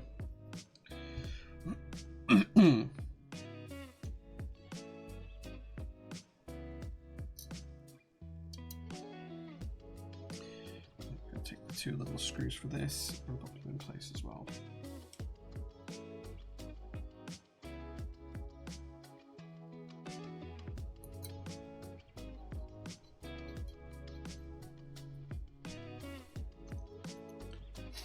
I like the new Superman movie as well. Soundtrack is fantastic. The soundtrack's really good. Yeah, I do really enjoy the new Superman movie. I know a lot of people don't like it for whatever reason, but yeah, it is good. The Mr. Terrific fight scene in Superman on the beach is one of my all-time favorites. Totally there. Soundtrack, yeah, it's just the way he's walking and just fighting with the orbs. Great scene. Early Arrow is good. That and Daredevil are the superhero shows that come to mind. Yeah, I do like Daredevil. I also like Punisher. Great series.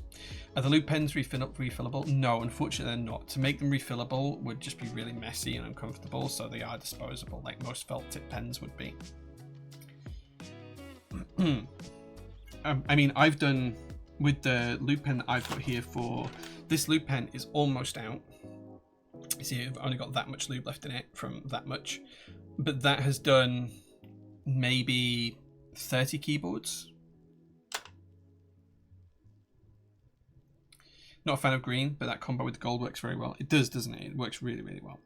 And then the next thing I'm going to do is I'm just going to put the Molex connector onto the smaller PCB first, just so that we've already got it connected. He says, struggling to actually get it to align.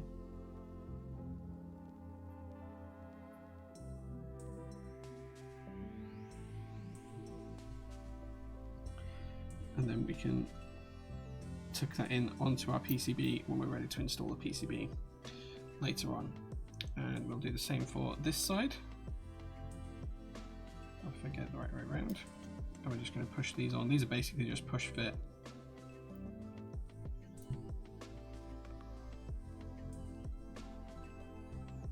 There we go. And then that will connect to the PCB when we're ready. We're just going to pop the top case back down. And then we can move that out of the way. Because it's now time to assemble plate and PCB selection.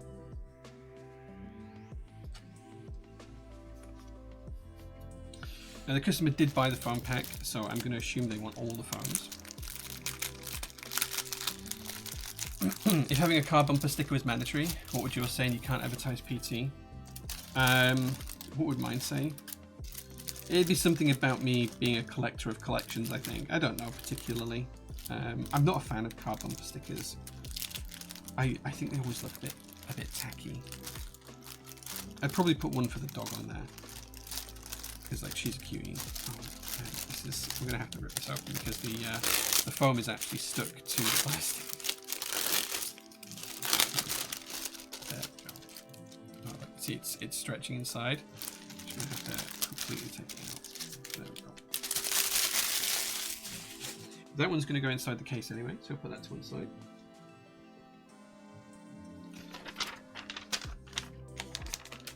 And then we have a PE sheet, which is going to go directly onto the PCB. Stranger Green is not a colour I especially like as a colour, unless it's almost toxic green. I've seen on the sealed TKR. Yeah, the sealed TKR is nice. Yeah. ALBC3 is indeed fabulous. I still want someone to do an Osborne board. Hey dude, if you've got the funds, we'll do it. Hey man, good to see you. You don't have to apologise for being late. A wizard arrives exactly when he means to.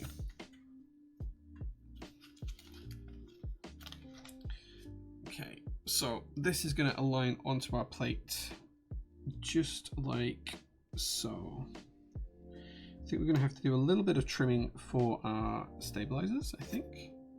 Yeah, there is no holes in the PE sheet for our spacebar stabilizer, but there is for others. So we'll figure that out in a second. And then we'll need our foam underneath our plate when we get there in a few minutes' time. So let's figure out where our stabilizers are going to go and where we need to trim on here. So I think we're going to need to use those two. So I'm just going to hold the stabilizer in just like so. In fact, do you know what? I'm going to put the stabilizer in on the bottom of the PCB upside down, just so I can see where I need to actually trim on here. So I'm going to have to trim there and there. And I'm going to have to trim there and there. And we're going to have to go up to there. And we're going to have to go up to there. So this is basically us just trimming out the foam to make sure that we've got everything nice and neat and even. I'm going to just try and find something I can cut through on without damaging anything. I'm going to grab a piece of cardboard.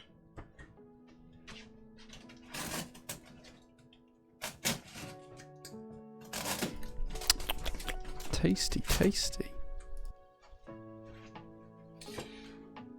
Fatman UK, thank you so much for the sub, dude. I thoroughly appreciate you, man. Thank you for lighting up my pink rocket ship. Okay, so what I've done here is I've just marked a series of marks so I can see where I need to cut a rectangle out for the stabilizer. So I'm just going to do that now. I'm just going to line up, and then I'm just going to push down, score through, and I'm just going to do the same on the other side. And then join those 2 points up. And that should give us a nice cutout for our stabilizer. As you can see, our stabilizer is going to cut. This should usually be done already on a piece of PE foam like this, but I'm not quite sure why it was missed. Maybe an issue with the design file, perhaps. But it's just a 2-minute job to just make sure we're all neatly aligned. There we go.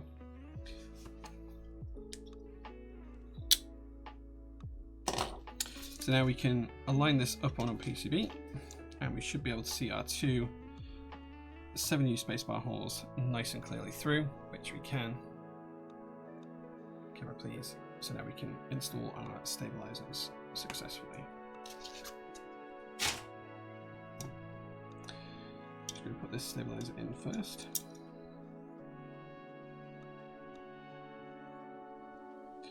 And then we'll screw this in the base. I really want to try this board, but the Cerberus engraving on the back made me ultimately choose not to. It's a great keyboard though. Hypercolor keyboard. Hypergloby color keyboard. Do you remember those t-shirts from the 90s that changed color with heat? From the 90s? I had one just a couple of years ago.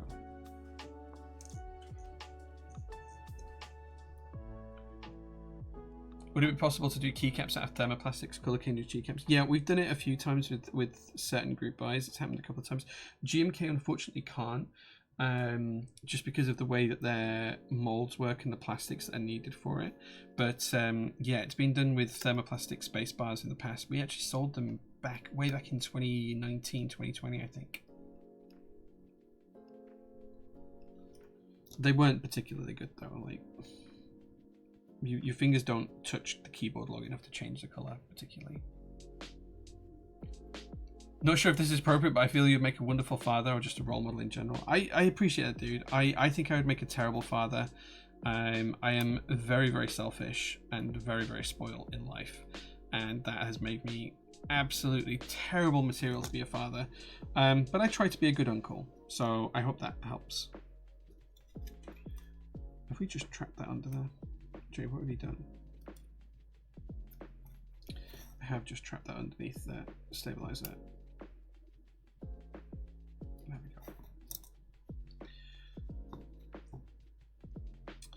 Okay. Oh, maybe I need to trim this a slight bit more because that's just catching there. So I just need to trim this a little touch more. I'm slightly off with my measurements.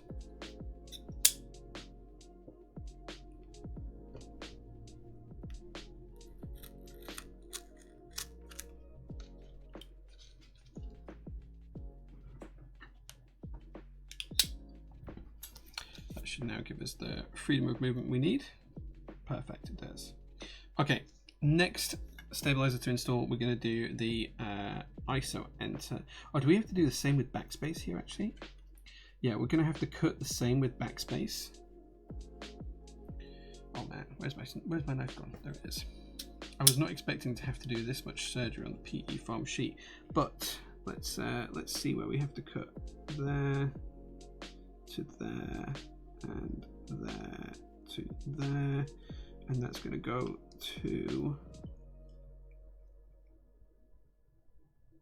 there and there. Okay, right. Second set of butchery now to do.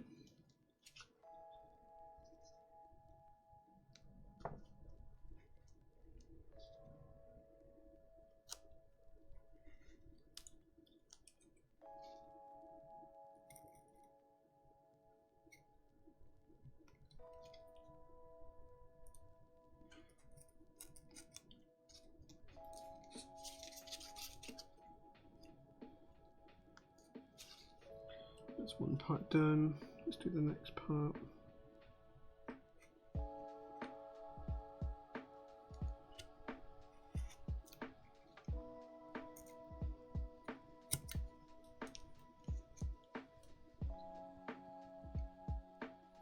Okay, that should be now the cutout done for the backspace. Let's see if that all lines up. Should be okay.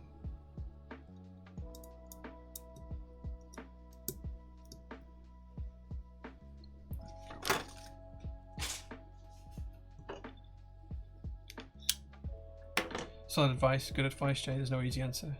Thanks, guys. I appreciate that. Sure, this is Joe 2 and Jay would have been out for years. They don't need to be trademarked. It would be easy for Jay to prove wrongdoing. Yeah, I mean, I'm pretty sure I can fight it quite easily, but it's just interesting the things that people will try, and I think ultimately it's just because they want some money. But yeah, people try things like this. Tried to trademark Windows. Yeah. Can't wait to put GMK British Racing Green on this. Nice, man. Nice. I'm just having to do a little bit of surgery on the PE foam sheet. But that's all good. Okay, stabilizer number 2 installed. Just about, one more screw to go. Is there anything in the next few months that you are excited about for keyboard or non-keyboard related? I am excited about selling my black American truck, because once that's sold, that means I can restore my little green pickup truck, which is the actual truck I want to have. I am excited to see what's in my future as well. Like, I'm really excited to see what happens in terms of my job hunt, because that's something that's going to happen soon, and I'm interested to see where I'm going to end up working, because that's going to have to be a thing now.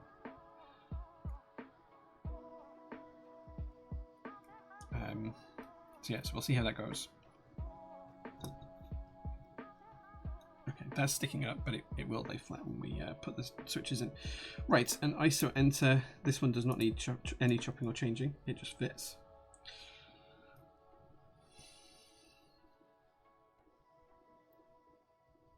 Wait for credit card to clear this month so I can order £166 worth of CRP. Nice. CRP is great.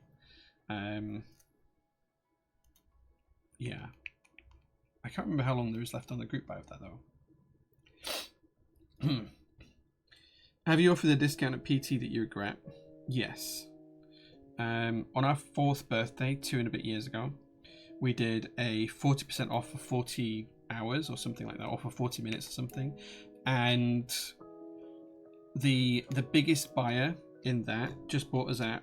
The only thing they bought was a brand new GMK set, which we just leased, which was if I remember rightly, it was GMK Camping R3 or something like that. No, it wasn't. It was something else. But it was a GMK set that we'd only just put in stock, and they bought a Carbon. It was Carbon. They bought basically the whole stock out, and then went and resold it on the aftermarket at a massive markup, and that really, really hurt. Not just financially, but like from a business perspective as well. It was like just really one of those difficult things to accept that someone had done. But of course, we put the sale up in good faith. We hadn't put any limits on that, and therefore they had done nothing wrong, so we had to honor the order. It's one of those things. Crispy Senpai, how do you feel about keyboards that are gate kept behind buying a particular keycap set? I think that there are always going to be things in life that are gate kept to some level or other. I think having to buy one thing to be able to buy another thing is not unusual to high-end markets. Do I agree with it? No. Is it an interesting experiment? Yes. There are pros and cons for it. I think the other way to do it, because I think you're talking about the Jane V3 here, and the other way to do it would be to open up the group buy and make it a raffle. And the problem with that is no matter which way you do it, someone is going to complain. Someone didn't win the raffle, they feel like they should. At least if you do it through a keycap set, people can always make sure that they win that raffle by buying something. Because of the nature of how things are limited in this hobby, and because we can't just make a million of every product, things are always going to feel gate kept to some level or other. And as vendors, what we're trying to do is find the least friction possible between all of those options. Some vendors have done things that I disagree with, like Vickery auctions. I think they're terrible for the community because it just teaches people to expect that they can just throw money at things to get them, and I don't think that that's always the case. I think it's healthy for a hobby to have higher end products that are harder to obtain and lower end products that are easy to obtain. Every other industry has that, from handbags to high-end clothing to high-end shoes to cars. You know, there's all sorts of things like that as well. So I think there's pros and cons. I think the way it's been done so far has not necessarily been the best. I think there are other options to try that might be better in the future.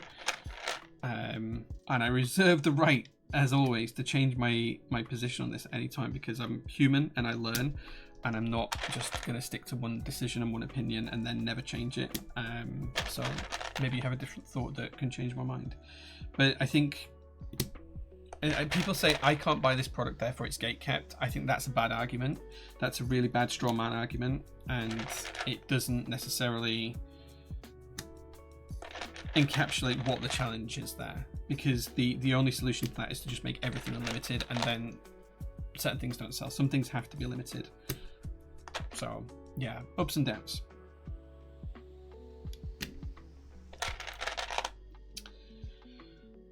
Okay, the customer didn't actually say whether they wanted stepped caps or full caps, I don't think. I'm just going to double check. They didn't. I'm gonna go with step caps, and then if they decide to change that before I ship the board out, I can update that for them. Oops. The Ferrari marketing. Wait, what? Since Britain has a great engineering history, McLaren, Aston Martin, how would it look like material selection sound? Well, I'm not sure I understand your question, Silly Mellow. Britain has a great engineering history with McLaren and Aston Martin. How would it look like material selection sound? Do you mean the keyboard that looks like my Datsun? I'm not quite sure what your question is. Any high value watch brand as well? I've recently seen. Yeah. The real question is which cereal is best. Crunchy Nut Cornflakes, man, are my favorite. Like a huge margin. I don't often buy cereal, but sometimes Mel will come to the workshop and there'll be cereal here, and it's always Crunchy Nut Cornflakes.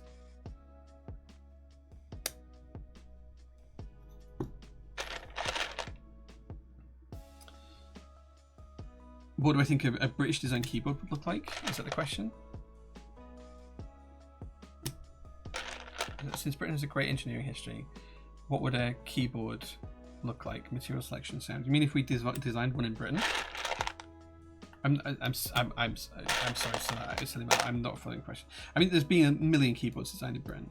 you know, the Noxury series for a start off, the J series, James AKB stuff, Flex's stuff as well. He did the Virgo. You know, there's been a ton of keyboards designed in the UK. I think Forza's just done one as well. I'm not quite up to date on that or up to speed on it, but you know, there's been a ton of stuff out there. Jay, if there are any extra rubber chains, how you handle that? Straight on the website, first come, first serve, raffle, etc. TBD. I'm waiting the F13 blockers for all of the extra boards. I only got enough for the group buy boards, so I do need to wait for those. Ideally, I need to sell them ASAP because we could do with the revenue back in, because there's quite a lot of extras and they were very expensive boards. So hopefully that won't take too long. And we had to pay for them twice as well. This is not anyone's fault, but unfortunately Wise lost the money on the first transaction of that. So, you know, for all of those Janes that we bought a couple of years ago from KLC, the first transaction never cleared into their bank accounts, and Wise cannot locate the funds.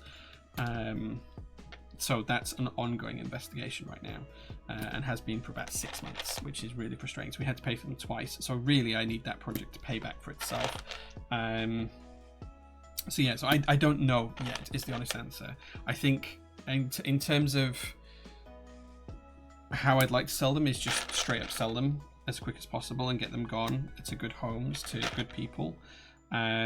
But in terms of what that looks like, I'm not sure yet. I think it will probably be some sort of raffle, but I don't know, is the honest answer.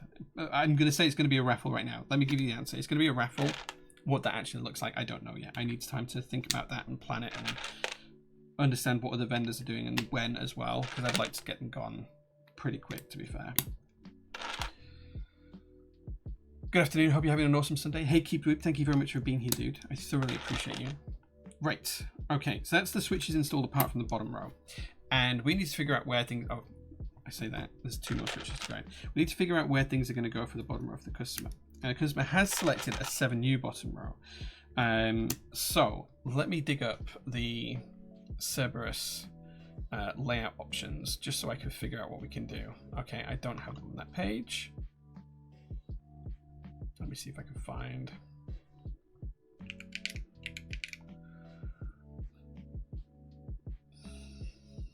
Let me see if I can find the PCB layout.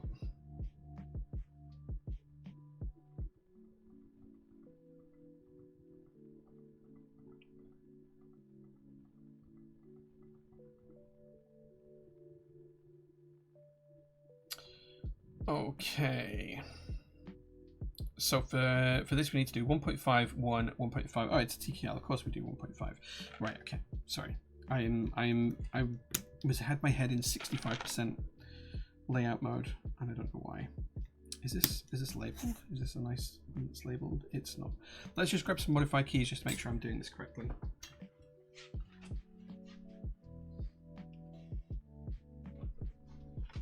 This is just the first key set to hand, but basically what I'm just going to do is I'm going to grab some 1.5U keys, a 1U key.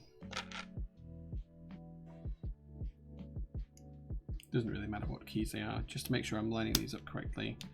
And then another 1.5U key. Come on. I've got to do 1.5U key somewhere. That's 1.5U. Okay, so we've got those ones right. Now let's do the same at the other side of the spacebar. So I'm pretty sure that's going to go there.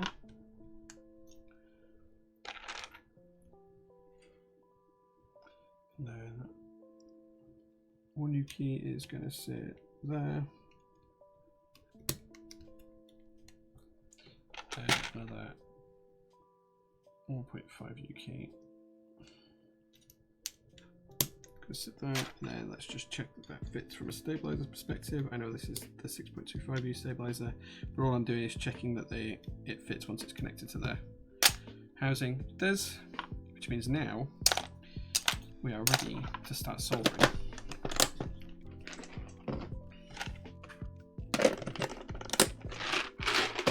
Okay, let's catch up with chat just for a minute, and then we can do some nice solder work. I'm just going to put those screwdrivers back. Those feet we need, and those thread mods we might need. Okay, right. Crispy Senpai says, "What do you think if the community had more competitions for designers, as in to design a keycap set or keyboard and have a kind of tournament of designs. That's been done before. So GMK have just done their keyboard designer contest. I think the results of that are due this week. It's been done before as well. There was a keyboard bracket. What the hell was that called? It was done back in Top Clack days. I remember OmniType sponsored it. The guy who was doing it was called Starston. But it was basically a big bracket of like different keyboards and keycap sets. What did he call that? Let me see if I can find. I know we entered some stuff into it, and I was helping him do it at one point. Did I delete all the stuff for that? I think I did. What was that called?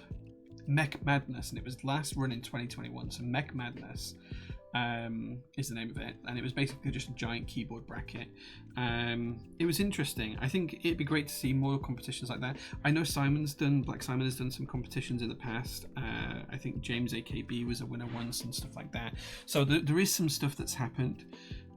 More stuff like that is always going to be welcome though. Right. Time to start soldering, which means I need to grab a few things.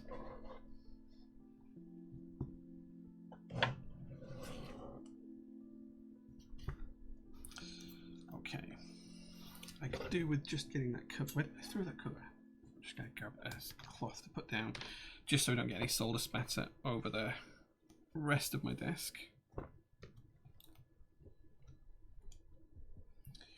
Okay, first time we've had a solder build on the stream for a little while, but it should be good. I hate how information about the wireless module for Jane came after the opportunity for the keyboard was gone. Well, there's still going to be in-stock ones that are going to be for sale, so...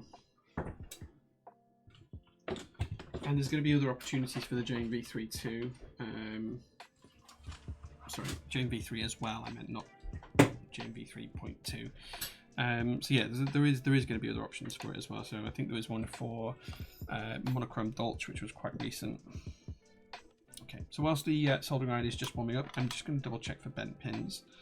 Again, guys, if you've got a question to ask me about any topic whatsoever, now's the time, because I will try and answer all of your questions.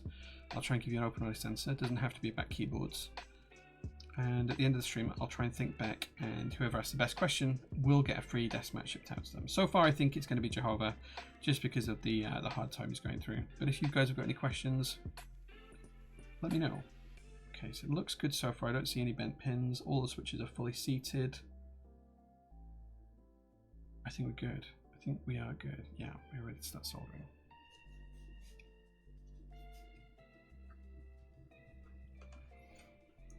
Would have paired it with the rubber drain. There's still going to be an option to buy the rubber drain. If you have rubber hose, you can still buy the rubber drain soon. We'll have extras very, very soon. Hopefully within the next few weeks.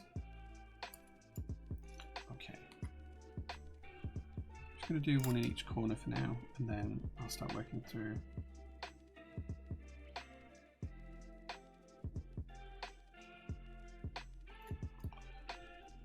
As normally we would.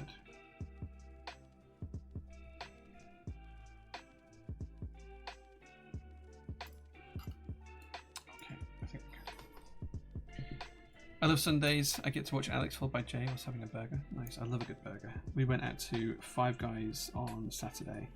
I always enjoy Five Guys. Insert your rude jokes here. But yeah, Five Guys is good time. It's expensive, but I think it's worth it generally. Oh man, this does not want to solder very well. What's going on here?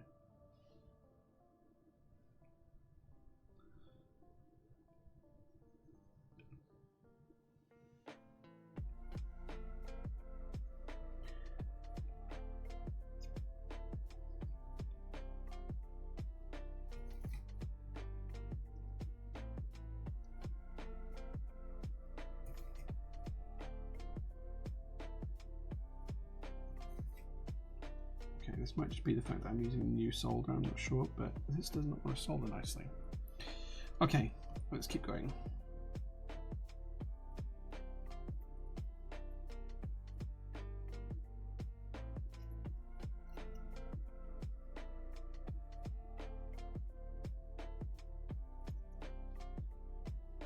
Should be okay temperature-wise.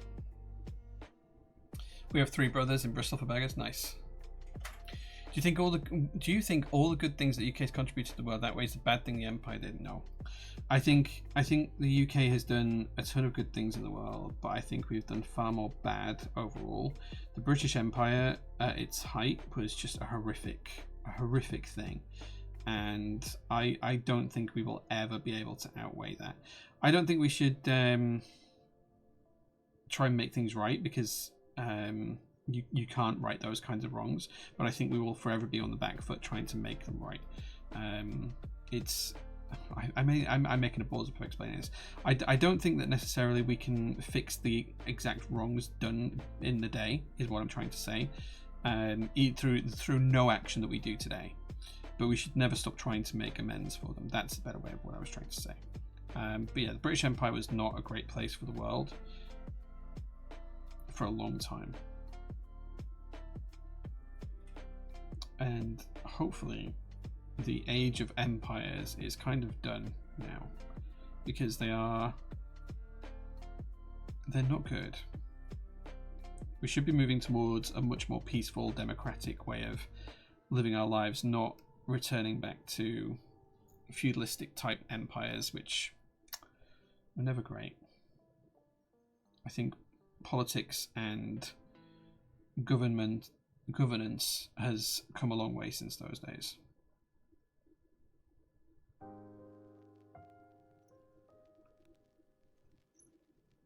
There's the odd solder joint here that I'm really not happy with. I'm not sure if this is just because it's new solder and I'm used to 60/40 and this is 37/67. But it's just not quite laying as nicely as I would hope.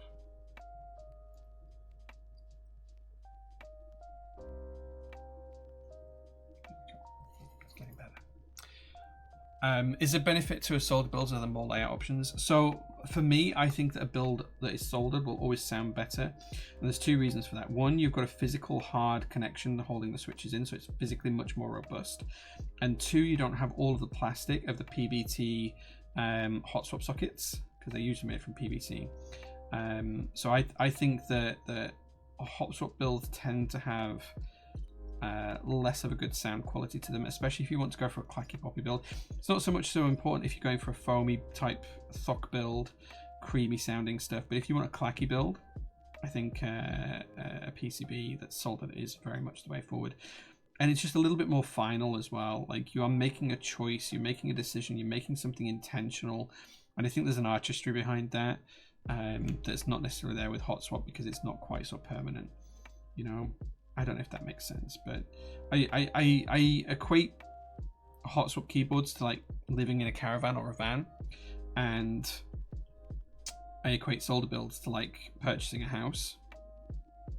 I know that sounds really stupid, but that's how it is in my head. That's kind of like the difference.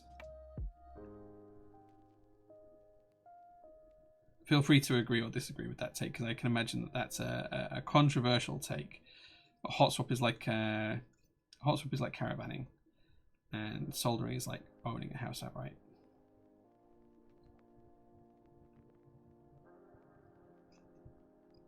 How's that for a spicy take? What's your favorite coffee brewing method? So usually I'm an espresso fan, but I do like a good pour over. A V60 is probably my go-to, especially at home. Here at the workshop we have a couple of really great espresso machines, so I'm always drinking espresso, but I do have a V60 pretty much every morning before I leave the house. I also like to do a Chemex every now and again, just because it's a little bit different. But yeah, that's probably where I am. Good pour over coffee is always good.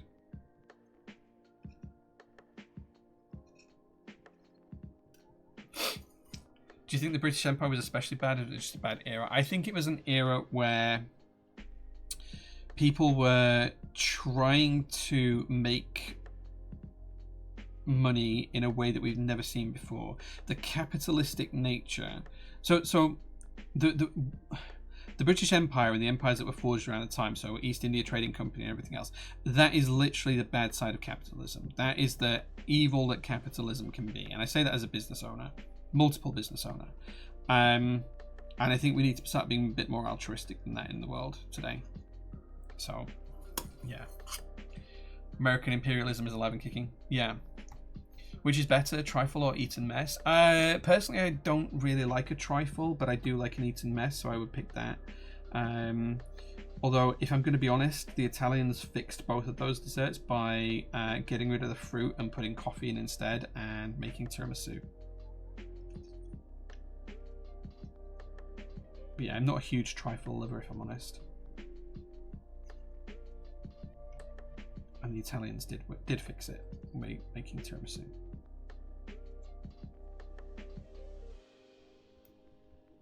Again, that might be a hot take.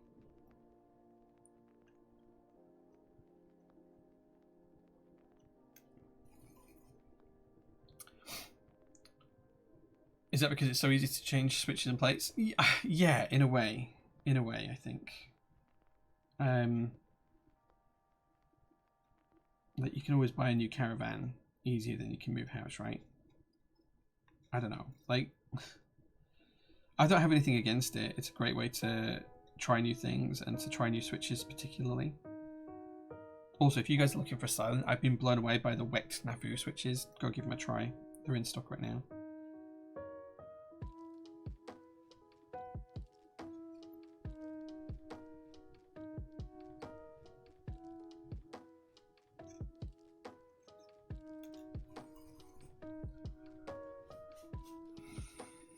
Tried to get into, I'm out of sync, maybe. I tried to get into pour over, but just couldn't. Even got a fellow O2 and fellow Aiden. I just couldn't. I used it once and never touched it. I might need to get rid. I'm sure you'll find a buyer in the coffee section of the Discord, dude, for those. They're great bits of kit. Might have just been the wrong coffee as well.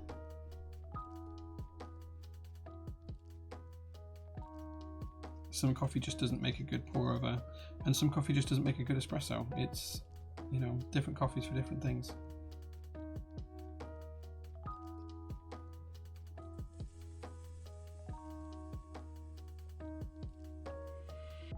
I think this is the longest it's taken me to ever solder something, because this solder is just not great.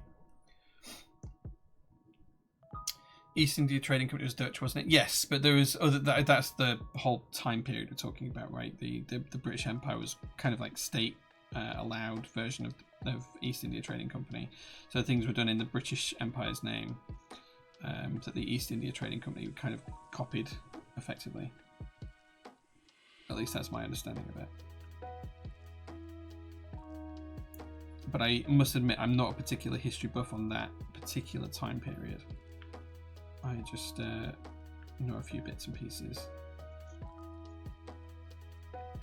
But I think at one point the East India Trading Company had a larger armed force than any army that existed for any nation, which is kind of scary.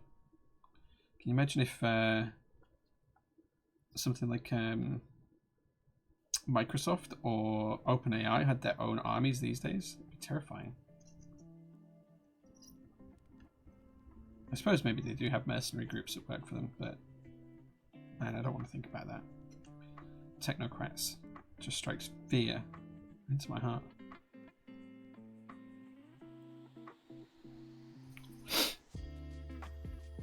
Tiramisu is up there. Mango miso is a thing in Oz. Layering fresh mango amongst the coffee mascarpone. Not a huge mango fan. Thanks for your help recently. I was wondering if Vader was a keyboard, which combo would he be? We talked about this before, I think, Clacky Cubes. I think if Vader was a keyboard, he would be an old Yamaha Baby Grand. What does the HMX Snowfalls like? Do you know what? They're actually really nice in hand. I have a build that I'm tempted to put them in. I was in two minds as to whether to put them on the store because I don't like listing switches I haven't tried in a build. But I'm actually pretty pleasantly surprised by them. They're good switches. Great solid choice from what I've tried so far. The Valyrians are particularly nice, I will say that, if you're looking for a light tactile.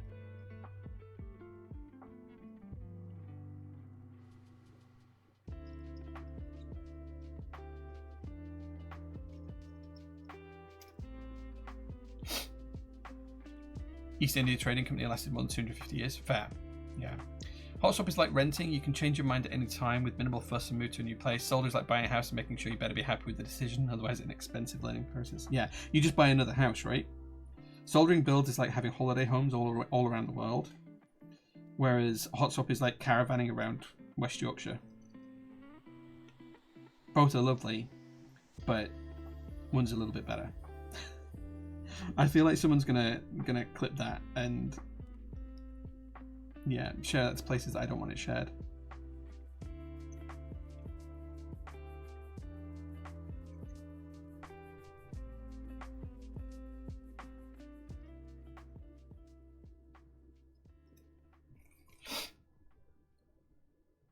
ECD was very British. Yeah. I require Bluetooth connections, so soldering has been a no for me until the Interest 100 came along. Wireless solder PCBs should be more common. I would have gotten into soldering if I wouldn't have realised I don't like 100%.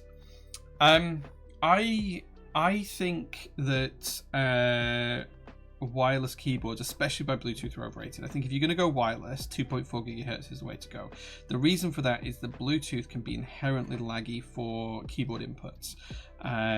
It's great for things like audio and headphones, because once you start listening to something, it's close enough to be fine. But especially with stuff like, I had someone the other day ask me about, I want a Hall effect keyboard that's wireless. It's like, are you sure? Because like the whole point of Hall effects is that it's got like 8,000k polling rate, and you're gonna lose that by running it over Bluetooth, right? It's just, I don't know. I'm not a fan of Bluetooth for keyboard connections, but I'm very much a wired fan, so I think it's different strokes for different folks. But if you're happy, you're happy. We are allowed to like different things. That's all okay.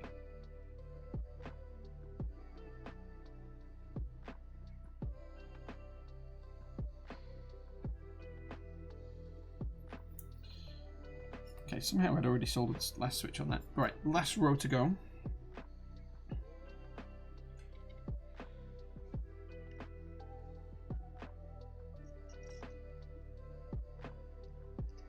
I think Jehovah's still in with the shout of the desk mat, to be quite honest, unless anyone comes up with a good question last minute.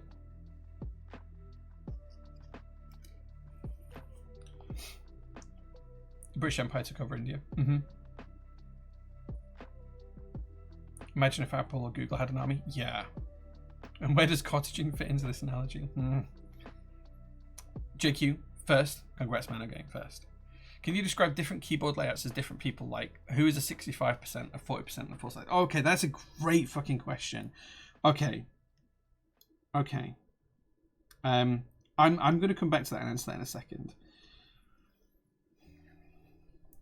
I need to let that percolate in the back of my mind.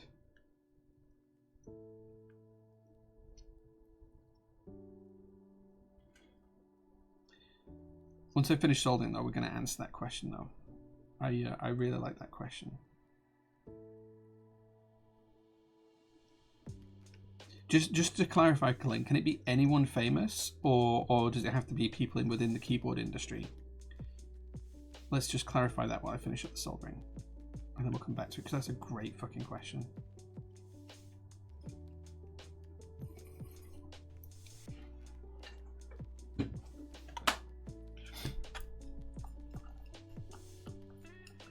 Not specific people, that would be weird. Oh, okay, so not specific people. Okay.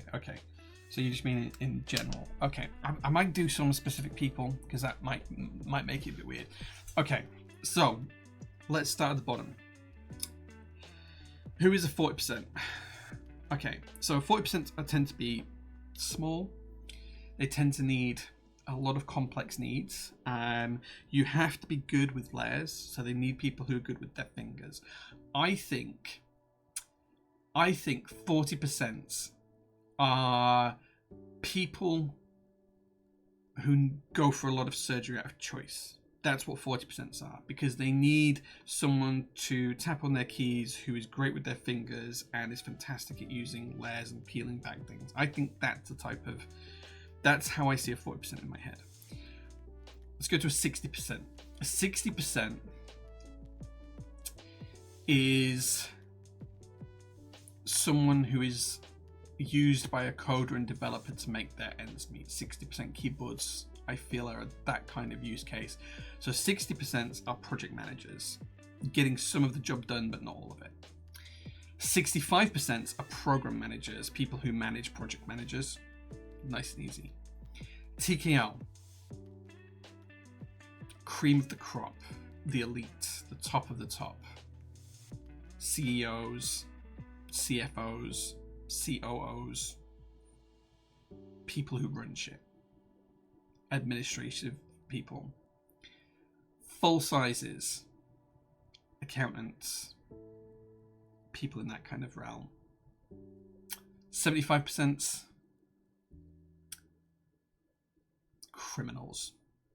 Joking, no, that's really bad. 75% are people on the go, people on the move, people who, like, almost every laptop has a 75% keyboard, so people are on the move. Alice's, autistic people. People who get into a vein. In fact, no, actually, I'm going to put Alice's and splits together, like the little tiny splits. That's the people who have ADHD or autism who are dead set on building the right things. Reed, you have a thesis 75. Shut up. Splits, Alice styles, that kind of thing. It's people who have really strong urges and get drawn into rabbit holes really, really easily.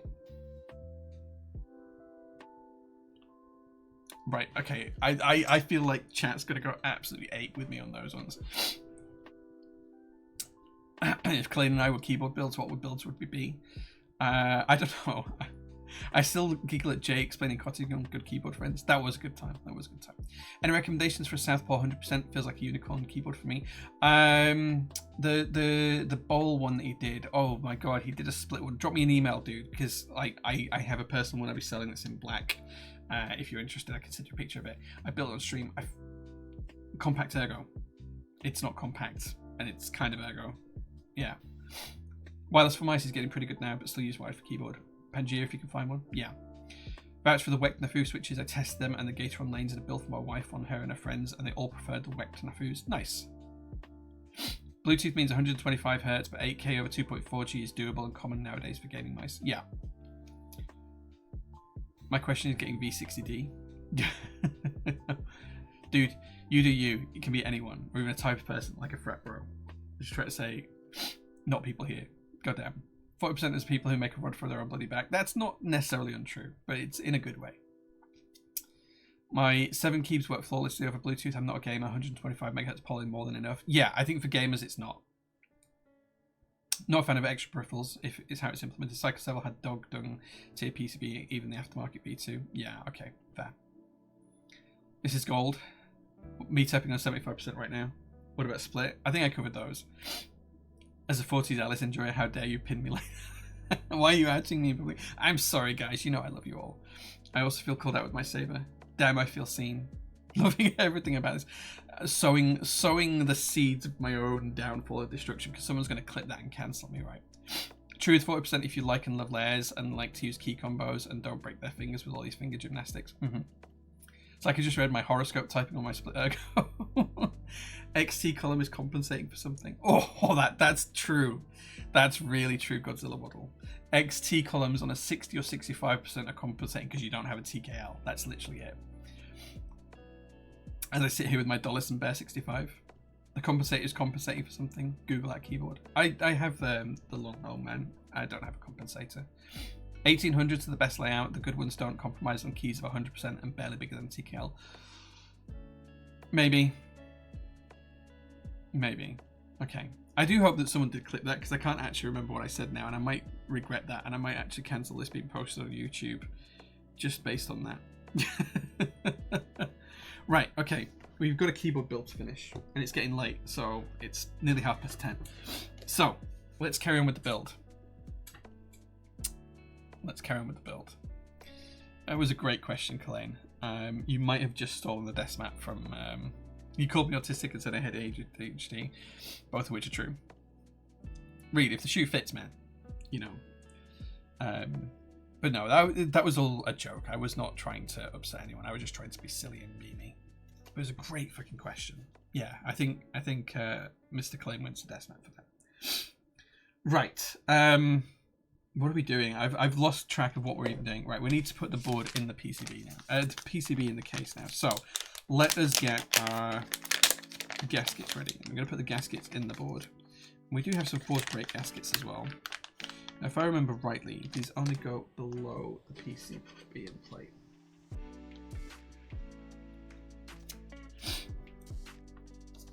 I might not do the force break, and I might let the customer do their own force break mods, to be quite honest, because that's very much a personal preference. But we'll see how the board sounds first. Okay, so do we want the... Are they going on the top or the bottom?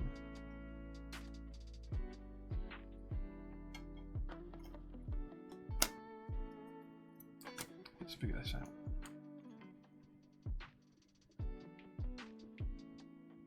So they're going to go on the bottom, I think. If we put them into the case, that's where it's going to sit nicely, right?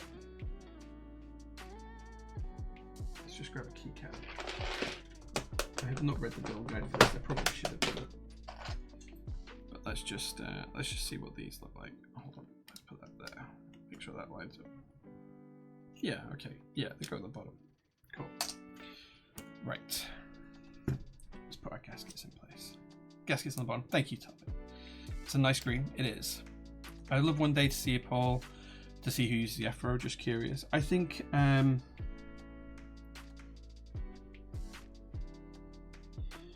people who do use an F-Row will probably have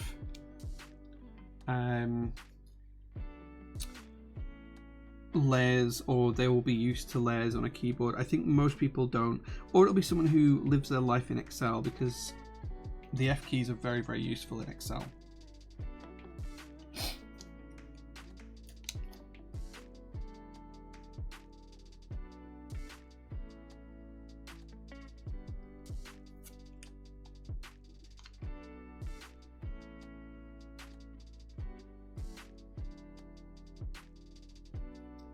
I don't think this is going to need a force break. I think these gaskets are going to do a fine job of force breaking it already, just on their own.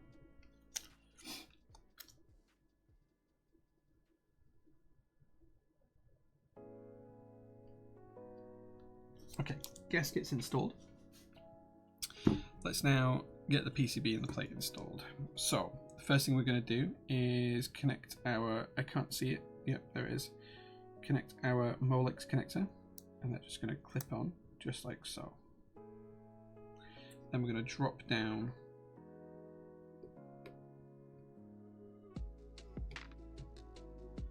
like that. Right, the other thing we need to do is take this cable off here, actually.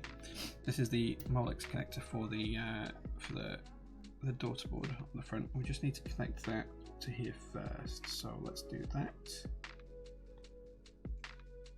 And just took that through, so we know that's going to be okay.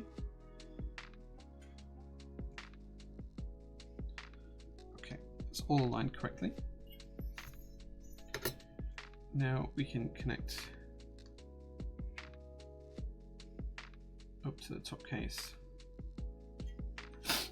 Excuse me, I have got a bit of a runny nose right now.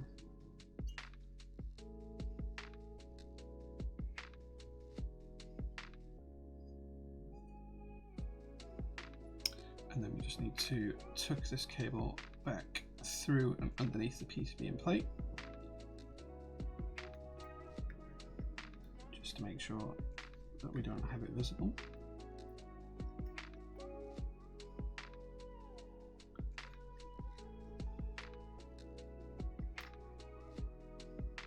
What we would do if I could get it to go that way.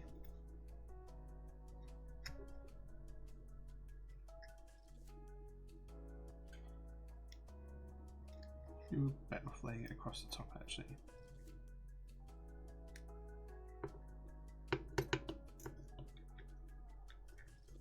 If we lay it across the top and then we tuck it underneath, I think that might fit a little bit better. Let's just gently tuck that cable away. There we go. Okay, now we can flip the case over. Do the main screws.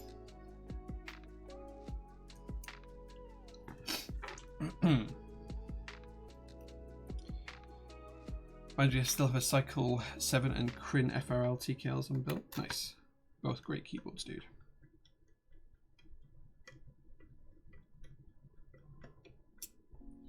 That screw felt like it was super long.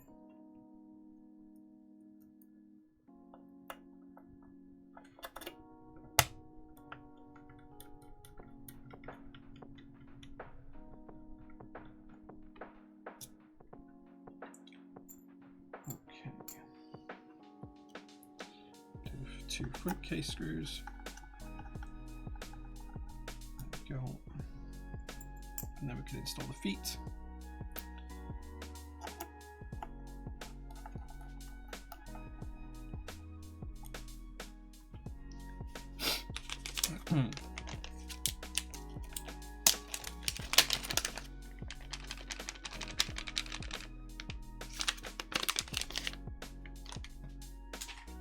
And these are just push fit connectors, so we're just going to push them in place.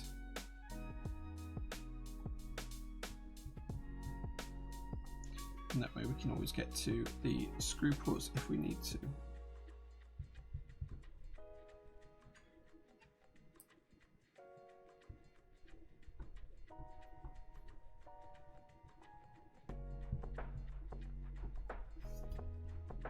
Oh no, the cable has just peeked out a little bit. Let's see if we can tuck that underneath a little bit nicer.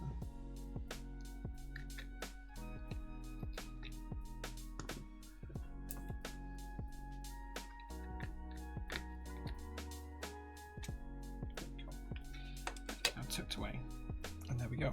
Now we just have a few screws to put down for the top case.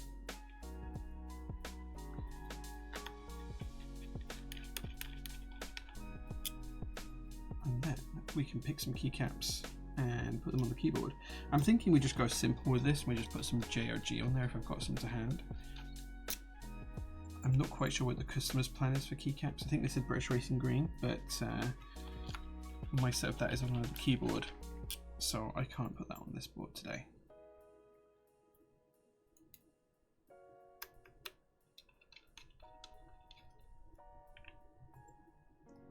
Okay, 2 more screws to go.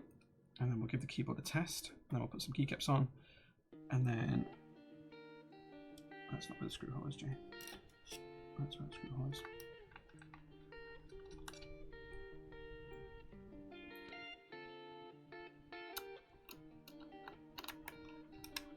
And there we go. Okay, let's just tidy up for a second.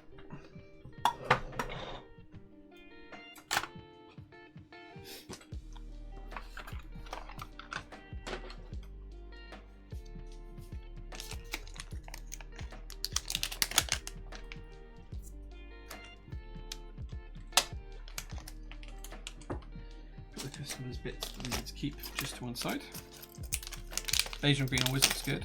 Yeah, I think that's what we're going to go for. We'll test the keyboard works first though. And just put the Christmas parts to one side. There we go. Look how good this looks. Carbon fiber plate, dark green Hades switches. It's copper and green look. It's pretty smart looking. It's a great looking keyboard. These are in stock as well, guys. We have a few of these in stock in most colorways, including, I think, one in this colorway. Right, let's load up Switch Hitter.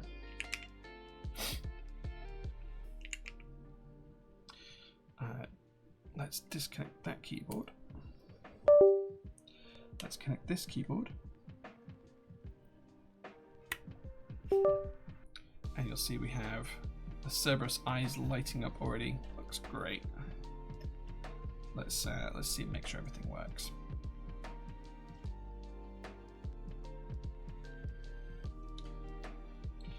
All looking good so far.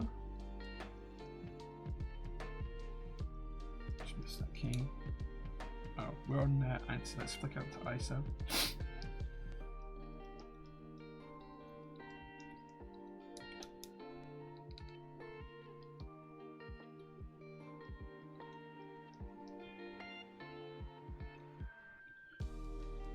So far.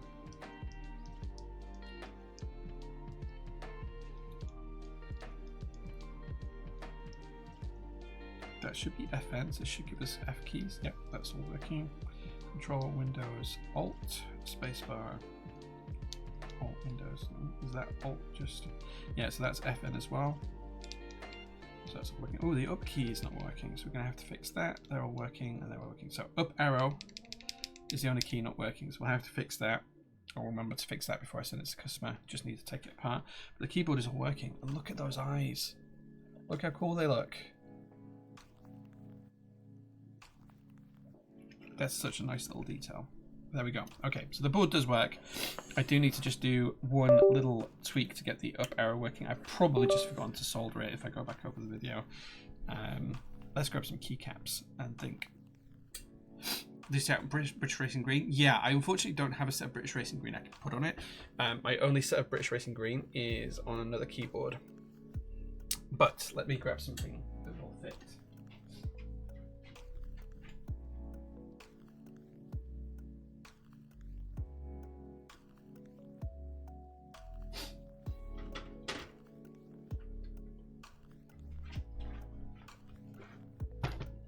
Okay. Didn't have JOG to hand, but we're going to put SWC beige on here.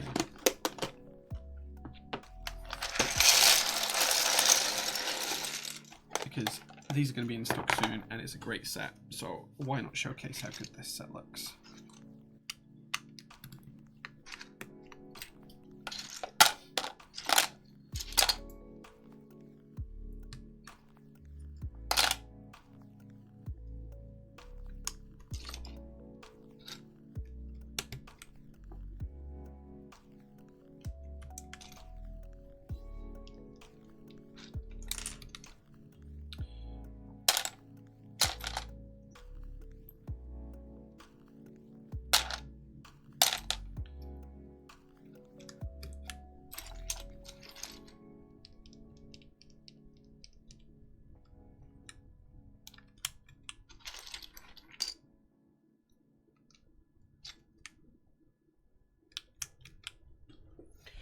Do you solder with lead-free solder? No, I don't. I use leaded solder.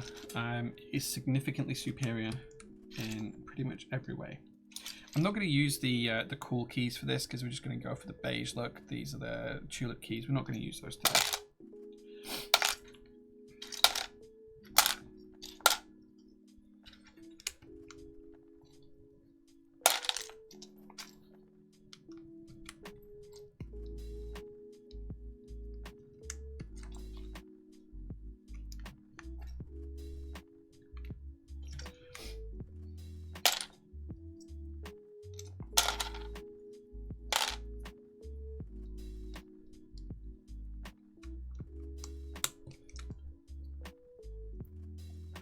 I dislike beige and white generally, so I agree.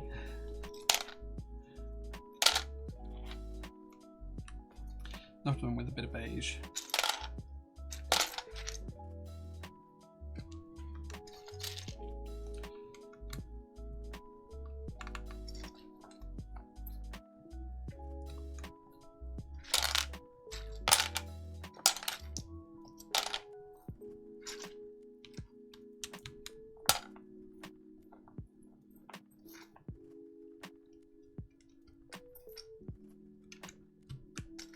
Going to leave anything for this section just to one side for now, and we'll figure it out in a minute.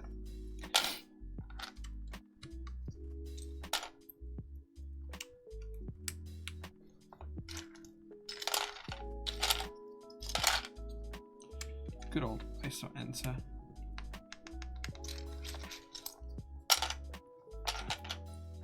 I've forgotten how many keys there were in this set, it's taking ages.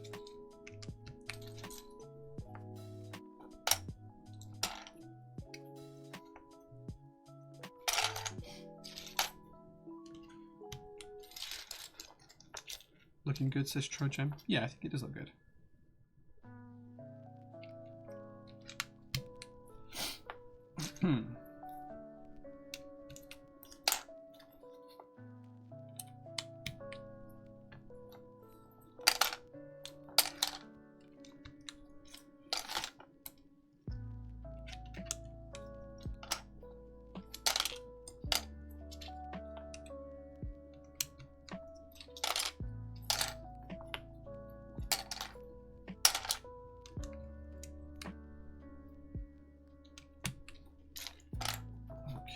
I think this is looking pretty special, to be honest. I do like this keycap set. It's very, very attractive.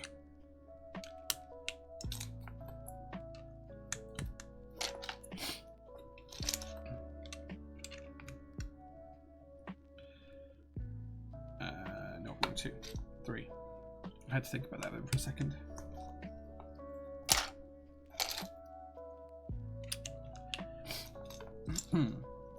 Escape key.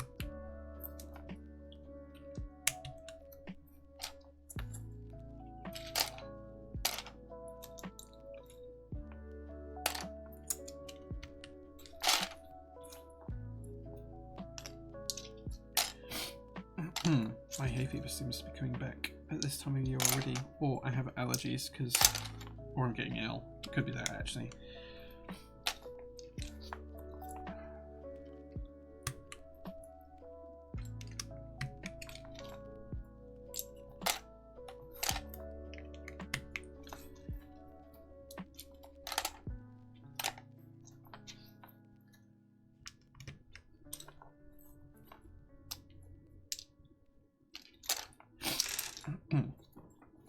May have just dropped half the keycaps on the floor, but that's alright.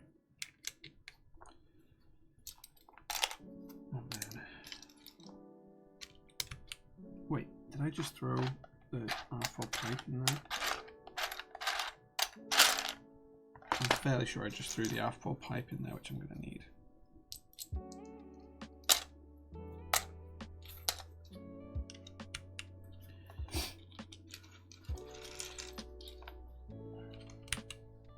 How much cost to set up the keycaps like this? SW Beige will be relatively cheap. We also have JOG in stock, which is the same as this, and they're under 50 quid, I think, under £50. SWG will be a little bit more expensive, but not a huge amount. But yeah, these are double shot beige keycaps. You can find them in stock on the website, prototypist.net.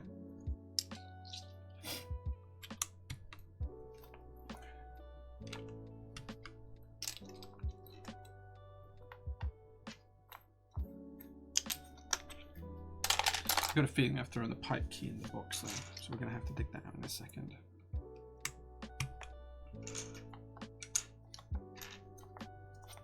So it was a bit silly. Oh no, I didn't. I threw a different key in there because there it is. Okay, so we just need the 2, which is there. And then we need the arrow, which is there. And then we figure out the keys we're going to put up here. So, I'm just going to grab another TKL for reference. So we need insert, home, and page up.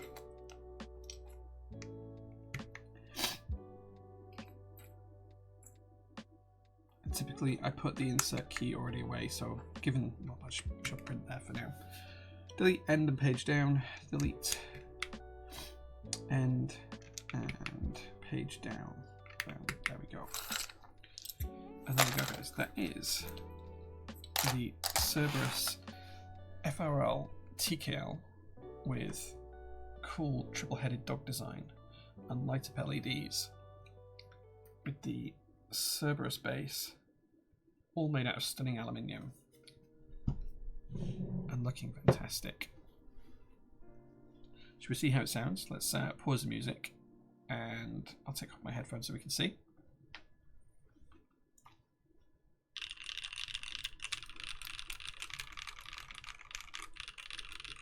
That sounds so good.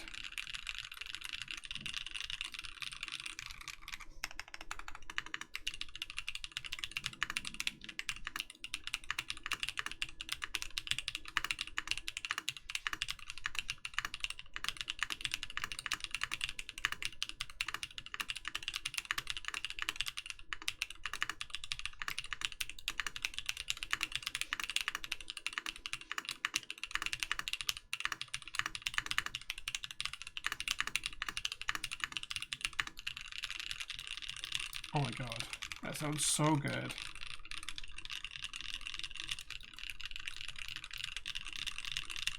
Yeah, spaceships in chat, please, because that sounds better than I was expecting. So let's get some spaceships going in chat.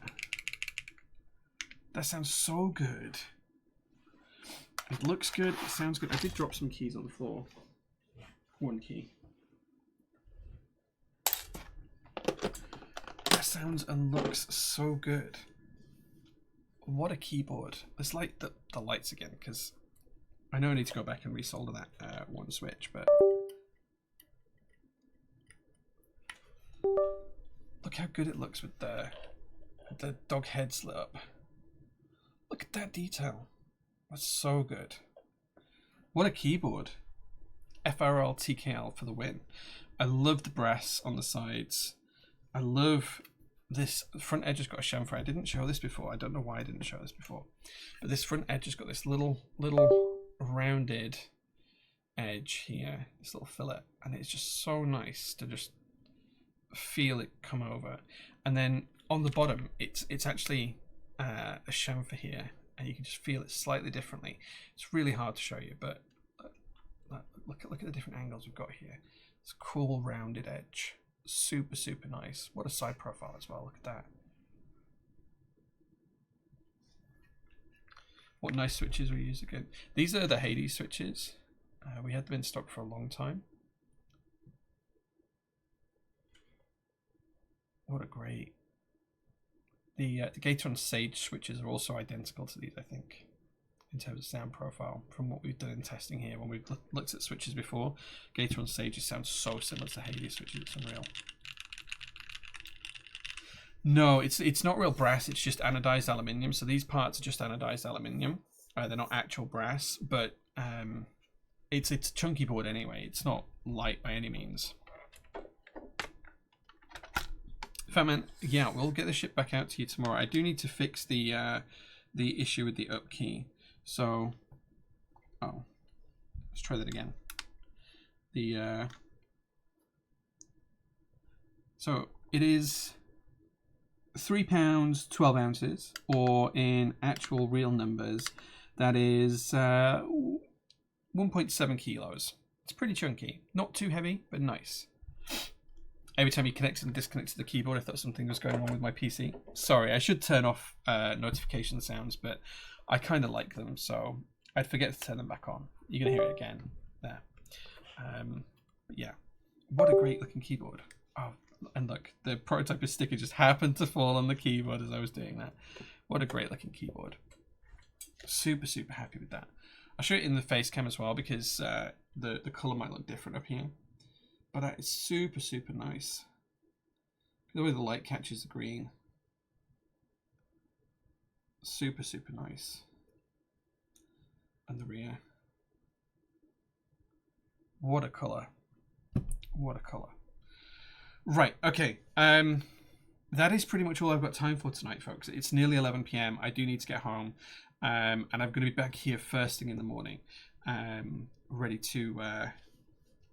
what the cost of fully assembled would be. Oh, and I can show you that really quickly because we have these in stock. So for this particular keyboard, if you come to our website and go to the homepage and then scroll down to in-stock keyboards, in-stock range keyboards, you can find the Cerberus keyboard kit here. And it's going to vary depending on which kit you pick, but there's detailed breakdowns of which kit. This one is particularly Sleepy Hollow, which is and this is how the kit's out with the solder build. But there's multiple different kits of all different colors, so you can see all the different colors up here as well. This one is probably my favorite colorway, but there's all sorts of different colors, so you can take a look at that. But these are £305 including VAT if you're in the UK, or £254 if you're not in the UK. Switches are going to vary in price, but you can pick up switches from our website. If I wanted to replicate this, I would probably, in terms of sound, I'd probably pick up the Gateron Sage switches for it, or the L'Oranges, which are great, and they're £3 for 10 or £2.50 for 10 if you're outside of the UK. And then the keycaps, the closest we have in stock right now would be the JOG, which are here, and those are just under £50 including VAT, but they have a better wing key than these ones do, so you know, different strokes, different folks, but they're £49.98 or £41.65, so you're talking somewhere around £400 all in, I guess, something like that. Expensive, but it's nice. Thanks very much though, guys. I do need to head off now, as I said, and get some sleep, and then walk the dog in the morning, and then I'll be back here at PT first thing bright and early. So thank you very much for lighting up my pink rocket ship today, guys. I very much appreciate every last one of you. Keep watching on Discord and Instagram, because there'll be all sorts of stuff happening on those social platforms over the next couple of weeks. And watch out for some other content as well that's coming soon, because there's more to come that we haven't shown yet. So take care. Have a really good night. I'll see you guys on the Discord and Instagram. Enjoy the rest of your weekend. Bye-bye.